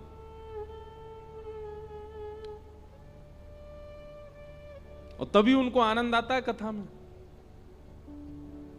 तो भगवान के 3 स्वरूप पहले अपने अंदर लाइए। सबसे पहला, ठाकुर जी को सत्य मानिए, ये परम सत्य है। और परम सत्य कब स्थापित होता है? जब परम विश्वास हो कि हाँ यही परम सत्य है, बाकी सब संसार में मिथ्या है, ये परम सत्य है। सबसे पहली बात। दूसरी बात, ये चैतन्य है, जड़ नहीं है। ये मूर्ति के रूप में मुझे दिख रहे हैं, ये आभास करा रहे हैं मूर्ति के भाव से, पर ये है नहीं। कभी आपने बचपन में वो खेल खेला था, विष अमृत खेला है? अब आपके यहां कुछ और बोलते हो तो पता नहीं। मध्य प्रदेश में एक तो भाषा बड़ी, कुछ कुछ चीजें बदल जाती हैं। विष अमृत ही बोलते हैं यहां पे, हैं? विष अमृत बोलते हैं, क्या बोलते हैं? भरमपाल, बर्फ पानी। अरे वाह, बर्फ पानी खेला है? हाँ, ये आ गया सबको। बचपन में खेलते थे, एक आदमी बोलता, एक बोलता नहीं था, वो छू लेता था, जिसको छूता था वो बर्फ बन गया। फिर बाकी लोग उसको पकड़ते लाते थे, ये पानी बने। एक खेल था। एक और खेलते थे, वो अंग्रेजी में से बोलते, स्टैचू बोल दो तो फिर सब जितने लोग हैं यथावत उसी स्थिति में रह जाओ, फिर एक उनको सबको हंसाएगा। खेला ये वाला? एक व्यक्ति बोलेगा 10 तक गिनती गिनेगा, और 10 तक गिनती के बाद बोलेगा स्टैचू, और पीछे मुड़ के देखे तो जो जिस अवस्था में उसको वैसे ही रहना पड़ेगा। अब फिर उसका काम क्या है? सबको जा जाके हंसाना। जो हंसता जाएगा वो खेल से बाहर होता जाएगा। ठीक वैसे ही भैया ठाकुर जी भी हमारे साथ ये खेल खेल रहे हैं, स्टैचू वाला। वो जड़ बन करके मुझे चुनौती दे रहे हैं। जैसे जड़ वाले खेल में वो चुनौती देता है कि तू, तेरे में हिम्मत हो तो मुझे हंसा के दिखा। मैं तो जड़ बन के खड़ा हूं, लेकिन तेरे में हिम्मत हो तो मुझे हिला के दिखा। ऐसे ही ठाकुर जी ने भी हमको चुनौती दे रखी है, तो में हिम्मत हो तो मुझे हंसा के दिखा, तुझ में हिम्मत हो तो मेरे हाथ ठीक करके दिखा, तुझ में हिम्मत हो तो मुझे चला के दिखा। अरे भैया, कई ने ठाकुर जी को हरा दिया, मीराबाई ने हरा दिया खेल में, ठाकुर जी चला दिए। सूरदास जी ने हरा दिया, कबीरदास ने हरा दिया, गोस्वामी तुलसीदास जी ने हरा दिया। अब हमारी बारी है। लेकिन कब? 28 वर्ष के तो हम हो गए, आप में से कई 40 वर्ष के गए, कई 60 वर्ष के गए। कब? पूरा जीवन तो निकाल दिया आपने, कब हराओगे ठाकुर जी को? वास्तव में भक्ति में ठाकुर जी की जीत नहीं, भक्त की जीत होनी चाहिए।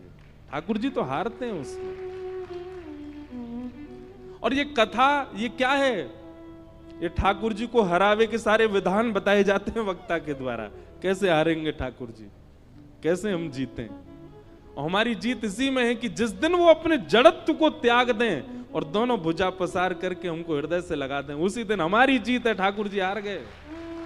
लेकिन अभी क्या हो रहा है? ठाकुर जी जीत रहे हैं। कितना भी पंचामृत अभिषेक कर लो, कितना भी इत्र लगा लो, कितनी भी माला पहना दो, कितनी भी पोशाक पहना दो, यूं ही खड़े रहते हैं, हिलते ही नहीं है।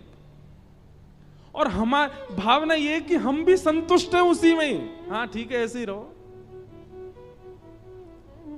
अच्छा सच्ची बताइयो, आप सबके लड्डू गोपाल या घर के जो भी ठाकुर जी हैं, रात्रि में आपने सुवाए और सवेरे उनका एक भी अंग प्रत्यंग सीधा हो गया या ठाकुर जी खड़े है गए, क्या करोगे?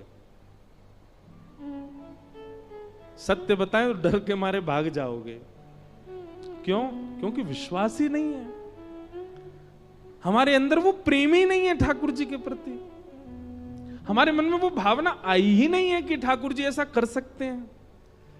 इसलिए हम एक बात कथा में कहा करते हैं, सबसे पहले तो ये विश्वास जागृत करो कि ठाकुर जी मुझे इस जन्म में मिलेंगे ही मिलेंगे। जैसे व्यक्ति अपना लक्ष्य सिद्ध कर लेता है, बालक सिद्ध कर ले, पकड़ ले, मुझे डॉक्टर बनना है, मैं चाहे जैसे भी कितना भी फेल हूं बन के ही मानूंगा, वो बन ही जाता है। मुझे सिविल में नौकरी चाहिए तो कर ही लेगा, मुझे पायलट बनना है, वो कैसे भी उठ पटांग हाथ पांव मार के बन ही जाता है। ऐसे हाथ पांव ठाकुर जी की प्राप्ति के लिए क्यों नहीं मारते हम? क्यों इतने बेचैन नहीं होते उनकी प्राप्ति के लिए? हमको भी संतुष्टि है, ठीक है ये लड्डू गोपाल बने तो लड्डू गोपाल ही बने रहे। नहीं, अपने भक्ति में, अपने भाव में, अपनी स्मृति में, अपनी इच्छा में चैतन्य दर्शन की लालसा प्रकट करो। कृष्ण दर्शन लालसा ताशामाविर्भूत सौरी स्मय माय मुखाम्भुज पीतांबर धर रघुवी साक्षान मन्मथ मन। शरद पूर्णिमा निकल करके गई, ठाकुर जी क्यों प्रकट हो गए गोपियों के सामने? तब कहते हैं रुरुदु स्वस्वरम राजन कृष्ण दर्शन लालसा। गोपियों ने गोपी गीत गाया और गोपी गीत गाने के बाद में जब सुस्वरम राजन रुरुदु, जब स्वर में गोपियां रोने लगी, किस लिए रोने लगी? बोले कृष्ण दर्शन लालसा। कृष्ण दर्शन की लालसा में जैसे ही गोपियों ने रोना प्रारंभ किया, ठाकुर जी प्रकट हो गए। प्रकट होकर के गोपियों को दर्शन दिया। हमारे अंदर वो स्थिति आई नहीं है अभी, कैसे मिले? इसलिए भैया सबसे पहले तो सत्य यानी कि विश्वास प्रगाढ़ करो ठाकुर जी के प्रति। दूसरी बात, ठाकुर जी को चैतन्य मानो, वो जड़ नहीं है। ये जड़त्व तो हमारे लिए चैलेंज है कि तुम वो चैतन्य करके दिखा, तो मैं हिम्मत हो तो। और तीसरा, ठाकुर जी आनंद देने वाले, सच्चिदानंद रूपाय। और क्या करते हैं ठाकुर जी? विश्वोत्पत्त्यादि हेतवे, विश्व की उत्पत्ति, विश्व का पालन और विश्व का संहार। तापत्रय विनाशाय, 3 प्रकार के तापों का उपशमन करने वाले श्री कृष्णाय वयम नमः। ऐसे श्री कृष्ण को हम प्रणाम करते हैं। एक बात सुनिएगा, भगवान श्री कृष्ण की शरणागति लेने वाला व्यक्ति कभी दुखी नहीं होता। दुखी ना होने का मतलब क्या है? क्या उसके जीवन से दुख चले जाते हैं? नहीं। हमारा गला बैठा अभी भी,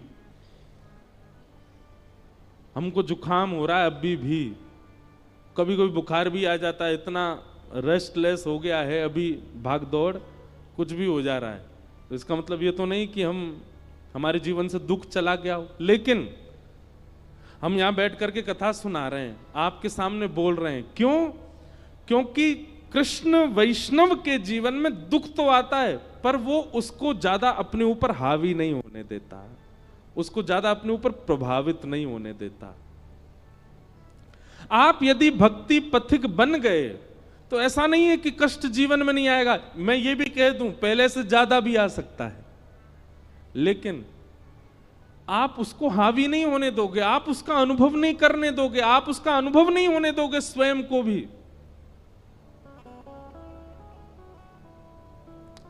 बहुत प्यारा भाव है। ब्रज के नंद लाला राधा जी के सांवरिया, सब दुख दूर हुए जब तेरा नाम लिया। ब्रज के नंद लाला राधा जी के सांवरिया, सब दुख दूर हुए जब तेरा नाम लिया। ओ ब्रज के नंद लाला राधा जी के सांवरिया, सब दुख दूर हुए जब तेरा नाम लिया। ओ ब्रज के नंद लाला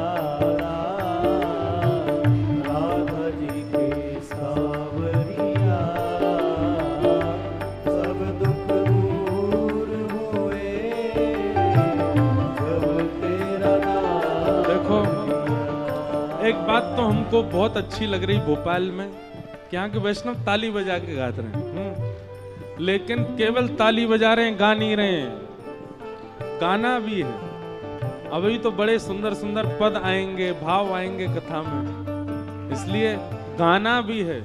एक बात लिख लीजिएगा, ठाकुर जी को वही पा सकता है जो गाना जानता हो। जिसने भी पाया गा के ही पाया, चाहे किसी का नाम उठा लीजिए आप, एक नाम मुझे आप ऐसा नहीं बता सकते जिसने ठाकुर जी को बिना गाए पा लिया हो।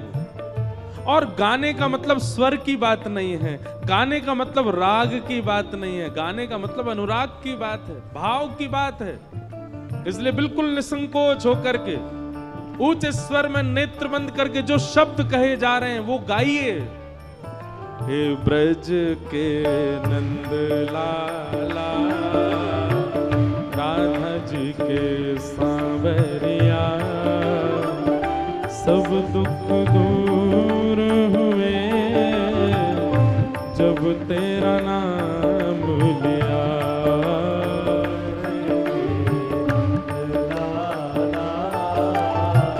राधा जी के सांवरिया, सब दुख दूर हुए जब तेरा नाम लिया।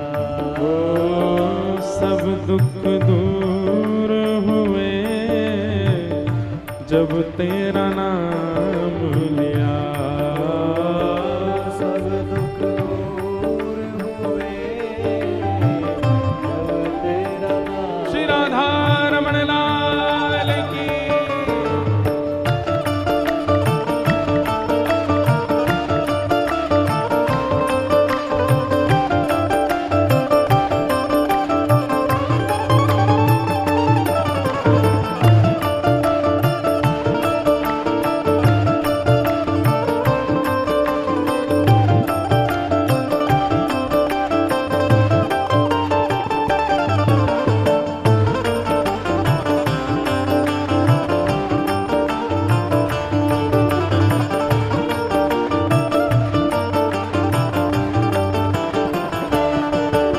बोल वृंदावन बिहारी लाल की।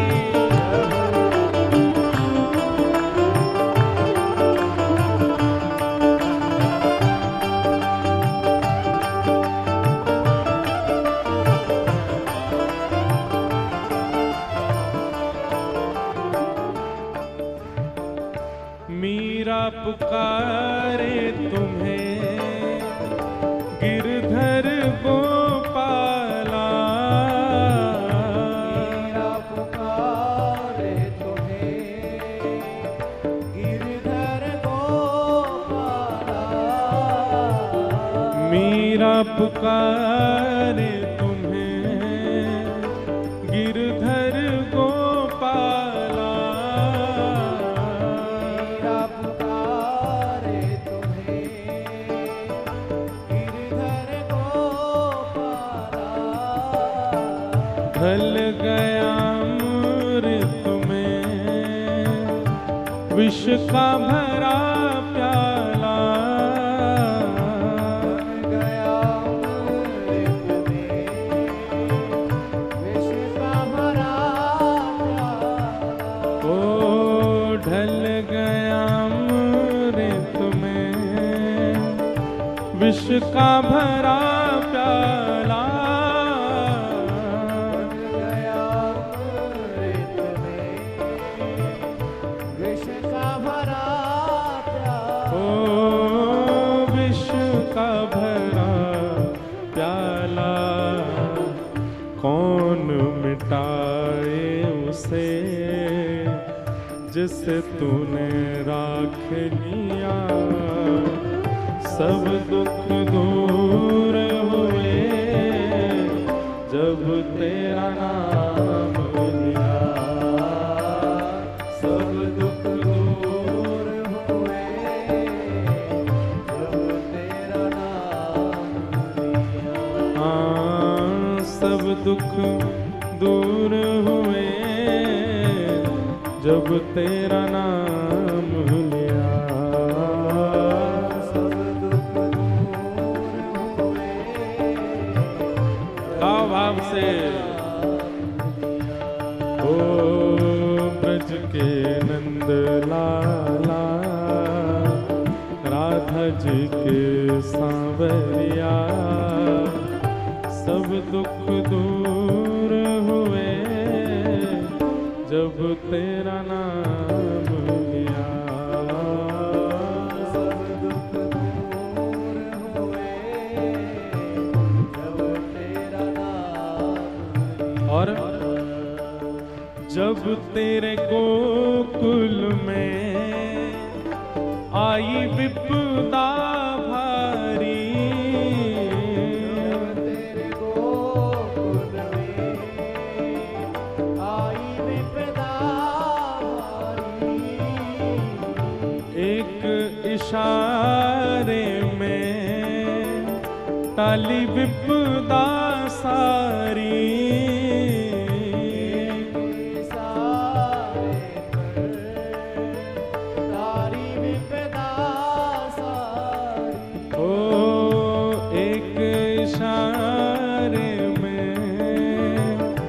टाली विपदा सारी,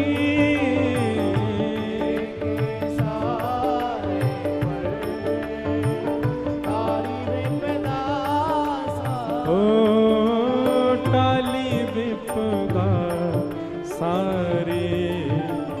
उठ गया गोवर्धन जिसे तूने धारण किया, सब दुख दूर हुए जब तेरा नाम लिया। सब दुख दूर हुए जब तेरा नाम लिया। हाँ, सब दुख दूर हुए जब तेरा नाम लिया।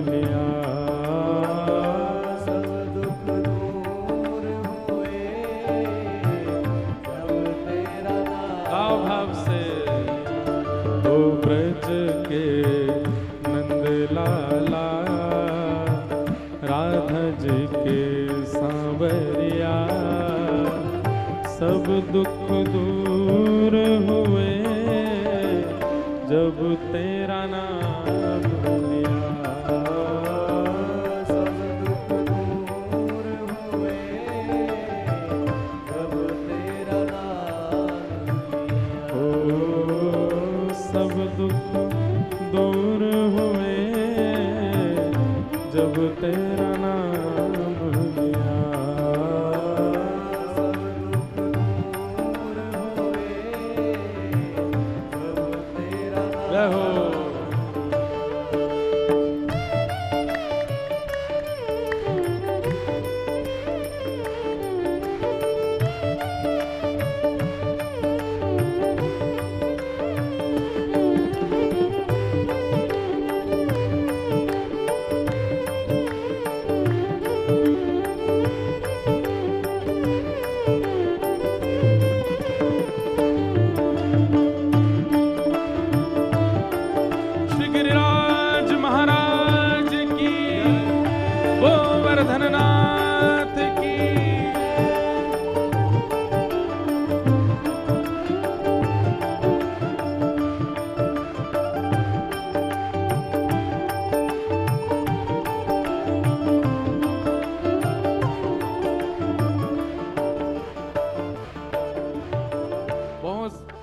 मुझे बहुत प्रिय है अंतिम पंक्ति।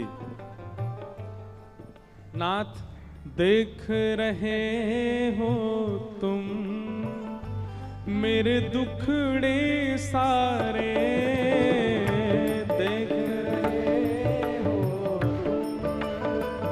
मेरे दुखड़े सारे, देख रहे हो तुम मेरे दुखड़े सारे,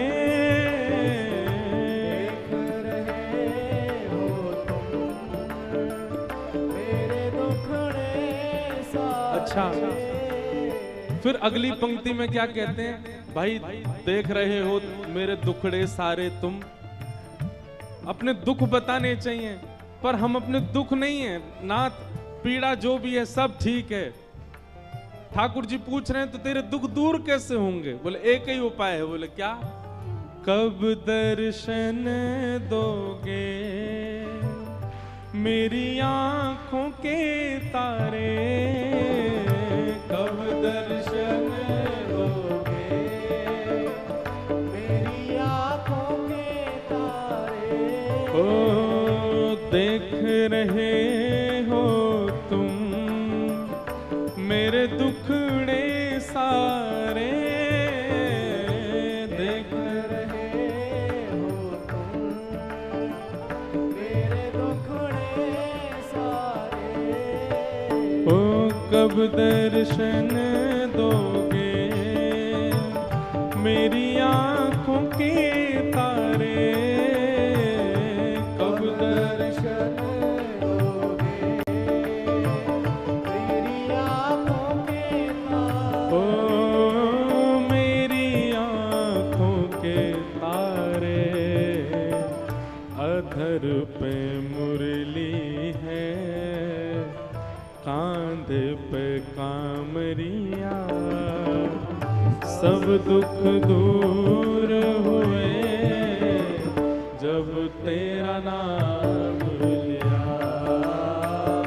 सब दुख दूर हुए जब तेरा नाम। का भाव से ओ ब्रज के नंद लाला, राधा जी के सांवरिया, सब दुख दूर हुए जब तेरा नाम लिया, सब दुख दूर हुए जब तेरा नाम लिया। हे गोविंद मेरो है गोपाल मेरो है,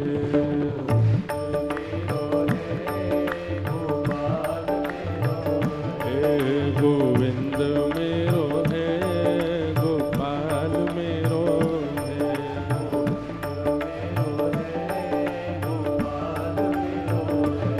मेरा गिरिवरधारी गोपाल मेरो है,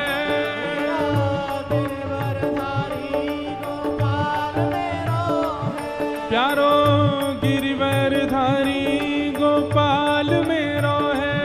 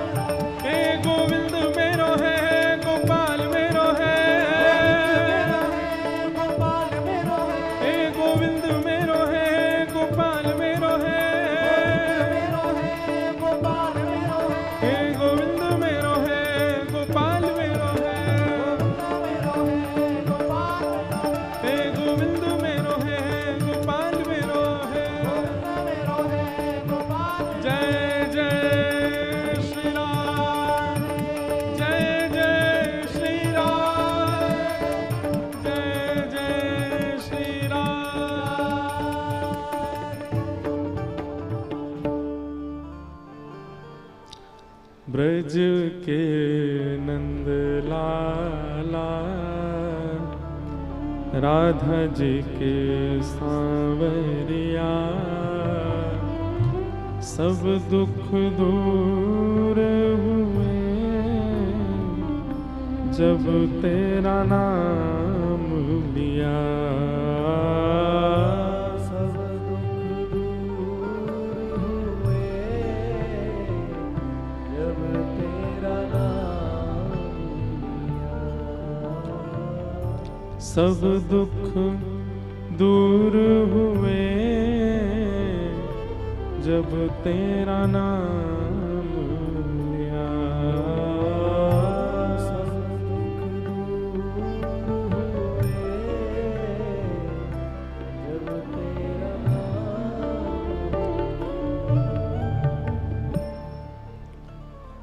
तो तापत्रय विनाशाय, ठाकुर जी के आश्रय में आने वाले व्यक्ति के जीवन में कष्ट आते हैं पर उसको अनुभव नहीं होते, वो उसके चित्त पर इतने हावी नहीं होते, वो उसके बुद्धि को इतना इतना इतना मजबूत कर चुका होता है हरि नाम कि फिर आर्तों से लड़ना सीख जाता है।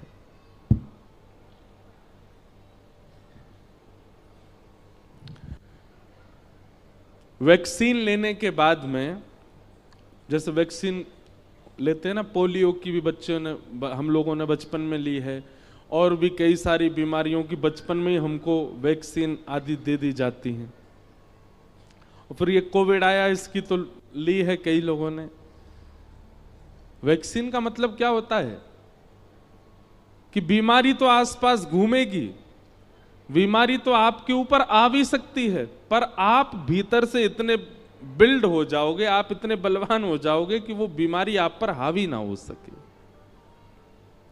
ठीक वैसे हरि नाम है, जितना नाम जप करेंगे, कथा श्रवण करेंगे, हरिनाम संकीर्तन करेंगे, तो इससे प्रभाव क्या होगा कि जीवन में आर्त तो आएंगे, संकट तो आएंगे, विपत्ति तो आएगी, पीड़ा तो आएगी, पर वो भीतर से आपको इतना मजबूत कर चुका होगा कि आप उसका प्रभाव आप पर नहीं होगा, आप उससे विचलित नहीं होगे, आप उससे टूटोगे नहीं।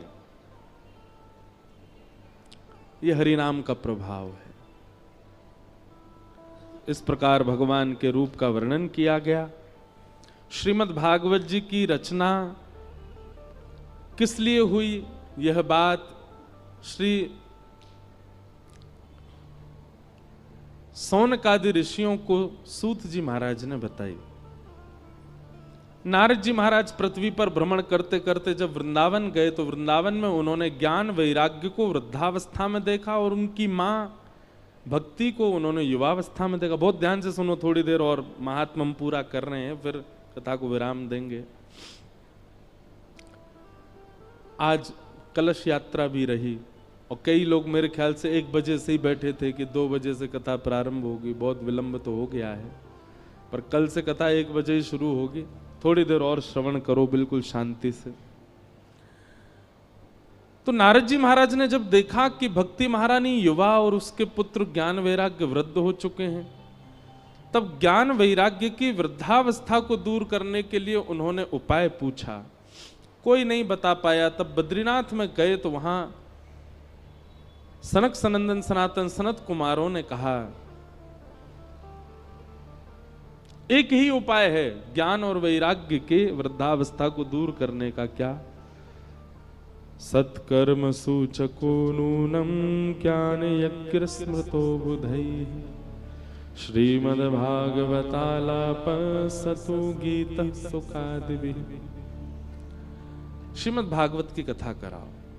बंधुओं, लिख लीजिएगा, 7 दिन के अंदर आपके भीतर ज्ञान उत्पन्न होना चाहिए। ज्ञान उत्पन्न होने का मतलब आपको बहुत नॉलेज हो जाए ना। विवेक बुद्धि को कहते हैं ज्ञान। विवेक बुद्धि का मतलब क्या होता है? सही और गलत की पहचान। एक बात बहुत ध्यान से सुनो कि कथा सुनने वाला व्यक्ति असमंजस में ज्यादा नहीं रहता। असमंजस समझते हैं? कंफ्यूजन। आध्यात्मिक व्यक्ति, भक्ति पथिक व्यक्ति, कथा सुनने वाला व्यक्ति वो कंफ्यूजन में नहीं रहता। उसको क्या करना है वो निर्णयात्मिका बुद्धि स्पष्ट हो जाती है, वो स्पष्ट रहता है, ये करना है ये नहीं करना, उसको स्पष्ट है। दो प्रकार के लोग होते हैं स्पष्ट, एक तो जिद्दी होते हैं, हर घर में एक व्यक्ति ऐसा होता है, उसको कितना भी मना करो जो नहीं करना नहीं करना नहीं करना, नहीं नहीं नहीं मुझे तो यही करना है, वो जिद्दी है। सब जानते हैं कि ये मार्ग गलत है फिर भी जिद कर रहा है, वो जिद्दी एक अलग विषय हो जाता है, वो एक प्रकार से तामसी व्यक्ति है। आध्यात्मिक व्यक्ति जो होता है वो उस मार्ग को चुनेगा जिससे उसका और उसके संग रहने वाले सबका कल्याण हो, और उसमें उसको असमंजस नहीं होती, कंफ्यूजन में नहीं रहता, कंक्लूजन में रहता है, स्पष्टीकरण में रहता है।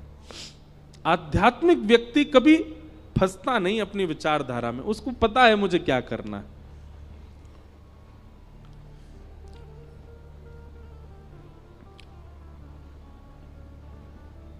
समझ में आई बात? इसको कहते हैं ज्ञान।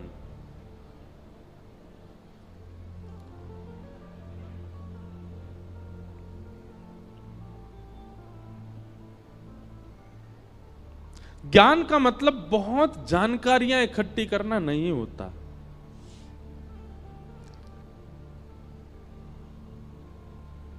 ज्ञान का मतलब विवेक बुद्धि, सद और असद की पहचान रखना, इसी को ज्ञान कहते हैं, और वो कथा से प्राप्त होता है। और भक्ति के दूसरे पुत्र का नाम है वैराग्य। वैराग्य मतलब सब छोड़ देना नहीं होता, सबके मध्य रहते हुए भी किसी से आसक्ति ना रखना, इसको वैराग्य कहते हैं। सबके मध्य रहते हुए भी किसी में फंसना ना, इसको वैराग्य कहते हैं। जैसे प्रहलाद जी महाराज वैरागी थे, क्यों? राक्षस कुल में रहते थे, राक्षस पिता, राक्षस चाचा, राक्षस ताऊजी, राक्षस भैया, राक्षस मौसी, राक्षस बुआ, सब राक्षस थे, लेकिन सबके मध्य में रहते हुए भी जो राक्षस करते हैं वो प्रहलाद जी ने नहीं किया, इसलिए वो वैरागी। कई बच्चे मेरे पास आते हैं, हम सुबह मिलने का एक समय रखते हैं, यहां भी होगा 11 से 12 पर, कल नहीं मिलेंगे हम, परसों से मिलेंगे। श्री लाल जी विराज रहे हैं, उनके दर्शन का भी समय है, तो जो लोग दूर से आते हैं वो 11 बजे ही आ जाओ। सब कहेंगे ले कल 1 बजे बुला रहे थे, अब यूं करेंगे 11 बजे आ, तो हम पीछे ही रुके, वहां आओ 11 से 12 दर्शन करो लाल जी का, हम मिलेंगे, उसके बाद सीधे पंडाल में आके बैठ जाओ, 2 बजे से कथा होगी। सीधी बात हम यही कह रहे हैं, पूरे दिन कछु मत करो, बस ब्रज से आए हैं, ब्रजवासी आए हैं, इतने सब वैष्णव आए, पूरे दिन यहीं लगे रहो। कई लोग कहेंगे गद्दा भी लिया है, सो भी यहीं जाए करेंगे, जल की व्यवस्था करा दो, नहू यहीं लेंगे, हमको क्या कर लो। तो 11 से 12 मिलेंगे, कल नहीं मिलेंगे, परसों से मिलेंगे। कल क्योंकि करवा चौथ है और हमारी नहीं है, ये मत सोचना कि हमें हमारी है इसलिए हम बोल रहे हैं। अभी तो भैया 2 भुज वाले ही हैं हम, चतुर्भुज हुए नहीं अभी। जो चतुर्भुज बैठे हैं यहां पर, कई तो चतुर्भुज लेके संग ही बैठे हैं, कई 2 भुजा घर छोड़ के बैठे हैं। तो कल आप सब लोगों की बड़ी जो है विशिष्ट दिन है। अच्छा, एक बात मैंने देखी है, करवा चौथ का प्रसंग कहते ही सब हंसने लगते हैं, पता नहीं क्यों। जिनका ब्याह हो गया वो मुझे इशारा कर रहे हैं, बोले आपको भी पता चलेगा। पर ये बड़ा शुद्ध दिन है। क्या कैसा ममत्व होता है माताओं के चित्त में। फिर वो आती है अहोई अष्टमी, उस दिन माताएं अपने बच्चों के लिए व्रत करती हैं। हमको तो ऐसा लगता है कि अच्छा, एक बात आपने कभी गौर की, व्रत का नियम मां को ही क्यों है, कभी भाइयों को क्यों नहीं है? कभी विचार किया इस बात पर? हम बताएं, दान उसी से मांगा जाता है जिस पर धन बहुत हो। दान उसी से मांगा। अब जैसे कई बार कथा कहीं होती है तो कई कमेटी के लोग कराते हैं, तो वो बड़े बड़े धनवानों के यहाँ जाते हैं, बोले कथा हो रही है कुछ योगदान करिए। क्यों सामान्य के यहाँ क्यों नहीं जाते? उसका घर से ही पता चल रहा है भाई सामान्य है, इससे क्या मांगे हम, जो खुद का ही भरपाई कर ले। लेकिन जिसका दिखता हाँ घर गाड़ी सब बढ़िया संपन्न है, तो उससे कहते हैं भाई कथा हो रही है उसमें थोड़ा योगदान दो। ठीक वैसे ही माताओं को व्रत क्यों और अपने लिए नहीं कर रही हैं, वो कल का व्रत पति के लिए, अहोई अष्टमी का व्रत बेटा के लिए, बच्चों के लिए, बेटी के लिए, बहुत सारे व्रत होते हैं। और मां कभी अपने लिए व्रत करती ही नहीं है। सोमवार के व्रत किस लिए? बोले अच्छा पति मिल जाए इसलिए सोमवार के व्रत। मंगलवार के व्रत किस लिए? बोले मेरे पति बच्चे सब खुशी रहे, हनुमान जी आप प्रसन्न रखो। फिर और कौन से? बृहस्पतिवार का व्रत, बोले नारायण भगवान हमारे परिवार से प्रसन्न। अपने लिए नहीं करती हैं वो इतने व्रत क्यों करती हैं? और व्रतों के नियम सारे माताओं के लिए क्यों है? क्योंकि माताओं पे पुण्य इतना होता है कि उनके पुण्य पर पलते हैं उनके पति और बच्चे। माताओं का पुण्य ही फलता है बच्चों को, माताओं का पुण्य ही फलता है उसके पति को।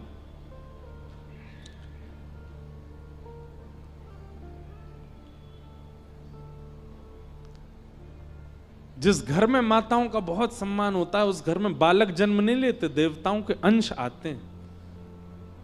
यहां माताओं का बहुत सम्मान है, देवता ही जन्म लेते हैं। तो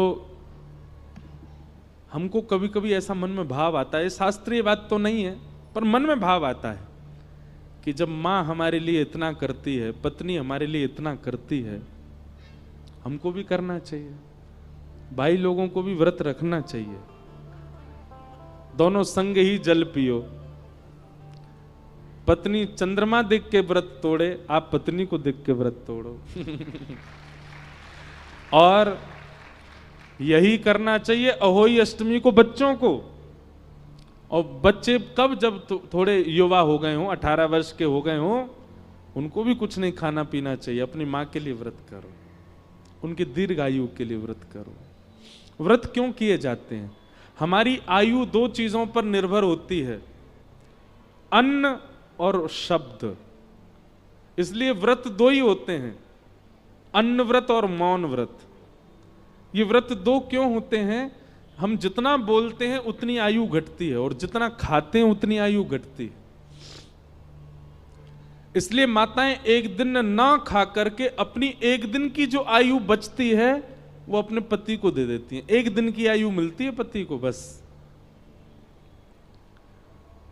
ऐसे ही पतियों को भी चाहिए और बच्चों को भी चाहिए कि जब अहोई अष्टमी आए तो बच्चे व्रत करें अपनी मां के लिए और पति व्रत करें पत्नी के लिए। और बता के दिखा के ढिंडोरा पीट के नहीं। देखो प्रेमी के लिए कुछ किया जाए तो वो गुप्त किया जाए, प्रकाश करके नहीं, प्रचार करके नहीं। माताओं का तो सबको पता होता है कि आज इनका व्रत है, आज वो करवा चौथ है। अब भाई भी ढिंडोरा पीट दे तो देखो उपहास भी होता है। अगर भाई का व्रत है तो फिर उसके मित्रगण उसका उपहास करेंगे, घर वाले भी, अच्छा तूने भी व्रत रखा है, इसमें बुराई क्या है? अच्छा ही तो है। केवल सारे भार माताओं को क्यों? वो बात अलग है कि उन पर पुण्य इतना है इसलिए उनको कहा जाता है तुम एक दिन मत पाओ, तुम्हारी वजह से पति को मिले। पर पति को भी व्रत रखना चाहिए। माताओं के व्रत रखने से पति की आयु बढ़ेगी और पति के व्रत रखने से प्रेम बढ़ेगा। माताओं के व्रत रखने से बालकों की आयु बढ़ेगी और बालकों के व्रत रखने से मातृत्व प्रेम बढ़ेगा। इसलिए शास्त्रीय बात तो नहीं, पर व्यासपीठ पर बैठ करके मन में उचंग आई है तो इसका मतलब है व्यासपीठ ही बुलवा रही है। रखना। और हां, जिनके ब्याह नहीं हुए हैं वो व्रत मत करना। कई लोगों के ब्याह नहीं हुए पर हां इच्छा तो है कि उससे हो जाए, बातचीत भी होती है, घर वालों को मनाने में लगे हैं वो भी गुपचुप रखते हैं व्रत। नहीं, विवाह के बाद ही करो। करना है तो अहोई अष्टमी को करना, अपनी मां के लिए करो, पिताजी के लिए करो। तो कल करवा चौथ है, इसलिए कल छुट्टी है। कल आप लोग सुबह मत आना, कथा में आना।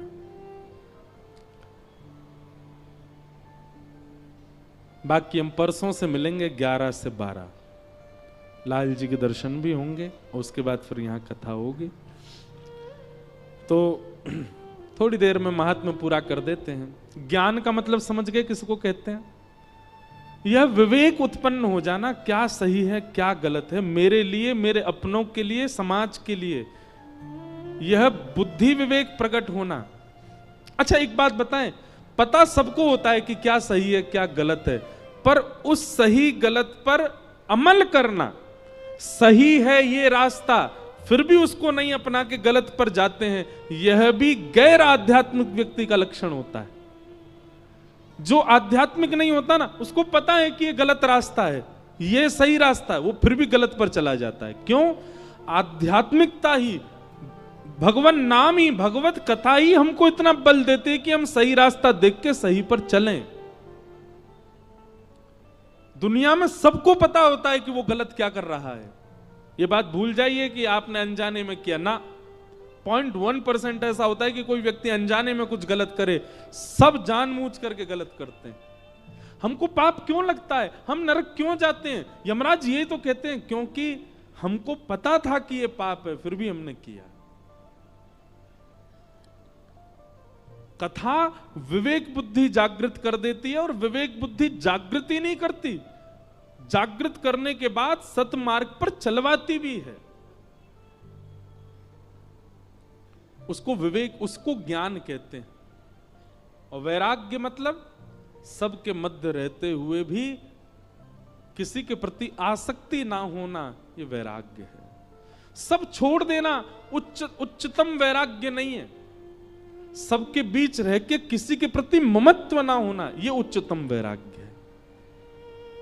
जैसे प्रहलाद, जिनका मैं उदाहरण दे रहा था, तो मैं ये बात कह रहा था, कई बच्चे आते हैं, बच्चे आकर के बोलते हैं महाराज जी हम कॉलेज में रहते हैं, हम यूनिवर्सिटी में रहते हैं, हम पीजी में रहते हैं, हम हॉस्टल में रहते हैं, वहां तो ये सब गंदा खाते हैं, बच्चे सब ऐसा करते हैं, ये करते हैं। हम कैसे बच्चे? भाई देखो, जब दृढ़ता आ जाती है ना चित्त में, आपको पूछना नहीं पड़ता, आप वो खाओगे ही नहीं जो आपके बस का नहीं है। मुझे भिंडी प्रिय नहीं है, तो चाहे लाख भिंडी बनी हो मैं खाऊंगा। नमकीन से रोटी खा लेंगे लेकिन भिंडी नहीं खाएंगे। हमको करेला भी, करेला सब जगह का प्रिय नहीं, किसी किसी के हाथ का ही प्रिय है। थोड़ा कड़वा बनता है ना, कई लोग होते हैं वो कड़वा नहीं बनाते, अच्छा बना देते, तो उनका करेला अच्छा लगता है। तो कड़वा अगर बना है तो मैं पाऊंगा ही नहीं। कभी कभी खीरा पाते हैं ना सलाद में, वो भी कड़वी होती है, तो कड़वा अगर खीरा आ गया तो आप छूते हैं उसको? नहीं छूते ना। तो फिर ये व्यसन और संसारी आकर्षण करने वाली जो वस्तु हैं, इनके प्रति हम इतनी सिंपैथी क्यों रखते हैं? कैसे बचे महाराज जी, सब तो करते हैं, हमको करना पड़ता है। फिर ऐसे नहीं, हर व्यक्ति के वश में होता है वस्तु का त्याग और वस्तु का स्वीकारीकरण।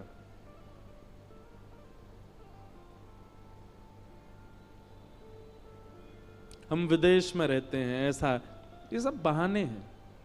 जिसको जो नहीं खाना वो नहीं खाएगा, जिसको नहीं पाना वो नहीं पाएगा, और जिसको खाना है पाना है वो बहाने करेगा।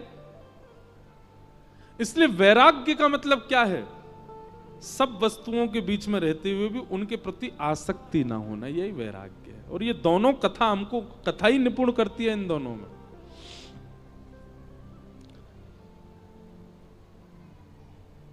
कथा कराओ ऐसी आज्ञा दी। कहां कराएं? बोले गंगा द्वार समीपे तू तटमानंद नामकम, हरिद्वार में कराओ, ऋषिकेश में कराओ, गंगा के तट पर कराओ। गंगा के तट पर भागवत की कथा हुई, सनत कुमार वहां व्यास बनकर के आए, अनेक जन पधारे, हजारों की तादाद में देवी देवता ऋषि महर्षि सब लोग कथा सुनने के लिए आए। तभी वहां भक्ति ज्ञान वैराग्य तीनों ने प्रवेश किया। भक्ति सुतौ तौ तरणौ गृहीत्वा प्रेमैक रूपा सहसा विरासित श्री कृष्ण गोविंद हरे मुरारे नाथेति नामानि मुहुर्वदन्ति। भक्ति ज्ञान वैराग्य कथा में आते ही युवा होने लगे और इस प्रकार कथा के माध्यम से ज्ञान और वैराग्य वृद्धावस्था से निवृत्त हो गए। तो भैया हम सबके चित्त में ज्ञान वैराग्य वृद्ध हैं। 7 दिन के कथा प्रसंग से ज्ञान और वैराग्य का उत्थान करना है, विवेक बुद्धि को जागृत करना है, वैराग्य बुद्धि को चित्त में लाना है। ये आकर्षण, ये मोह, ये ममत्व आपका 7 दिन में कम होना चाहिए, तो आप कथा के श्रोता हो, नहीं तो नहीं।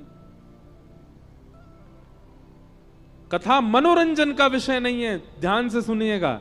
कथा नृत्य के लिए नहीं होती है, कथा समय पास करने के लिए नहीं है, कथा मनोमंथन का विषय है।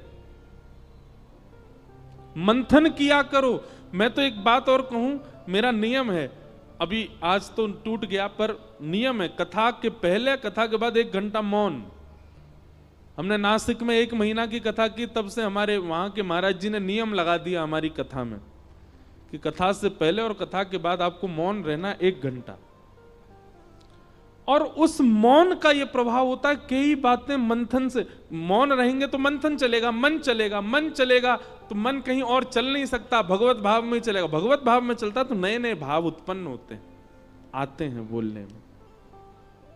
श्रोताओं को भी चाहिए, कथा से पहले तो नहीं पर कथा के बाद थोड़ी देर मौन रहो, किसी से मिलो जुलो नहीं, कुछ करो नहीं, एकांत में बैठ करके थोड़ा चिंतन करो, क्या सुन रहे थे हम आज। वो मंथन आपके चित्त को नवनीत प्रदान करेगा। मंथन से ही नवनीत आता है। किसी को मथो तो मथने पर उसका सार ऊपर आ जाता है। जैसे वस्तु को मथोगे तो उसमें से अग्नि आएगी, मतलब अग्नि सब जगह है, मथने की देरी है, प्रकट हो जाएगी। दही को मथो, मक्खन ऊपर आ जाएगा। ऐसे मन को मथने पर नवीन भाव उत्पन्न होते हैं, प्रेम उत्पन्न होता है, ज्ञान उत्पन्न होता है, वैराग्य उत्पन्न होता है। और जब ये सब उत्पन्न होते हैं, ये सब नवनीत के समान, नवनीत यानी मक्खन के समान है। किसी दिन आपके चित्त के भाव का हरण करने ही श्याम सुंदर आ जाएंगे, क्योंकि आपने मथा बहुत है अपने आप को। इसलिए मंथन करो, चिंतन करो। क्या कहते हैं व्यास जी? हमारे कई कथा के ऐसे ऐसे श्रोता हैं, हर कथा की इतनी मोटी मोटी थीसिस बनाते हैं। वो एक वाक्य को उस पर चिंतन करके कितने भाव लिख देते हैं। कई सारे श्रोता भी ऐसे हो गए, अच्छा लगता है। वो उन्हीं के काम आने वाली चीज है, मेरे काम नहीं आना है, उसी के काम आएगा। पर दुर्भाग्य है, हजारों की भीड़ आती है कथा में, बदलते 10 ही हैं बस। लाखों की भीड़ आती कथा में, बदलते 100 ही हैं बस। हमारे पिताजी कहते हैं भीड़ कितनी ये बड़ी बात नहीं, सुनने वाले कितने ये बड़ी बात है, समझने वाले कितने ये बड़ी बात है, बदलने वाले कितने ये बड़ी बात है। स्कूल में तो 4000 बच्चे पढ़ते हैं, पर आईएएस ऑफिसर 1 या 2 ही निकलते हैं। 4000 बच्चे एक साथ अटेंडेंस करते हैं स्कूल में, पर डॉक्टर 5 ही निकलते हैं। 4000 बच्चे जाते हैं स्कूल, पर कोई ऊंची श्रेष्ठ पदवी पर निकलने वाले उनमें से 5-6 ही होते हैं। और 4000 बच्चे जाते हैं स्कूल, उन 4000 में से दूषित कर्म करने वाले, गलत खाने वाले, गलत पान करने वाले, उल्टे सीधे कामों में पड़ने वाले 400 निकलते हैं। कथा में आना बड़ी बात नहीं है, कथा में तो बहुत लोग आते हैं। कथा से सीख करके जाना बड़ी बात है, कथा से स्वयं को परिवर्तित करके जाना बड़ी बात है। नहीं तो आप समय व्यर्थ कर रहे हो यहां बैठ करके। इसलिए भैया ज्ञान और वैराग्य दोनों उत्पन्न होने चाहिए अंतिम दिन तक कथा के, नहीं तो आपका कथा सुनना और मेरा सुनाना दोनों व्यर्थ हो जाएगा। हमारे पूज्य नाना जी एक बात कहते थे, लाला व्यास बननो बड़ो आसान काम है, पर व्यास के ऊपर दायित्व तो बहुत बड़ा है।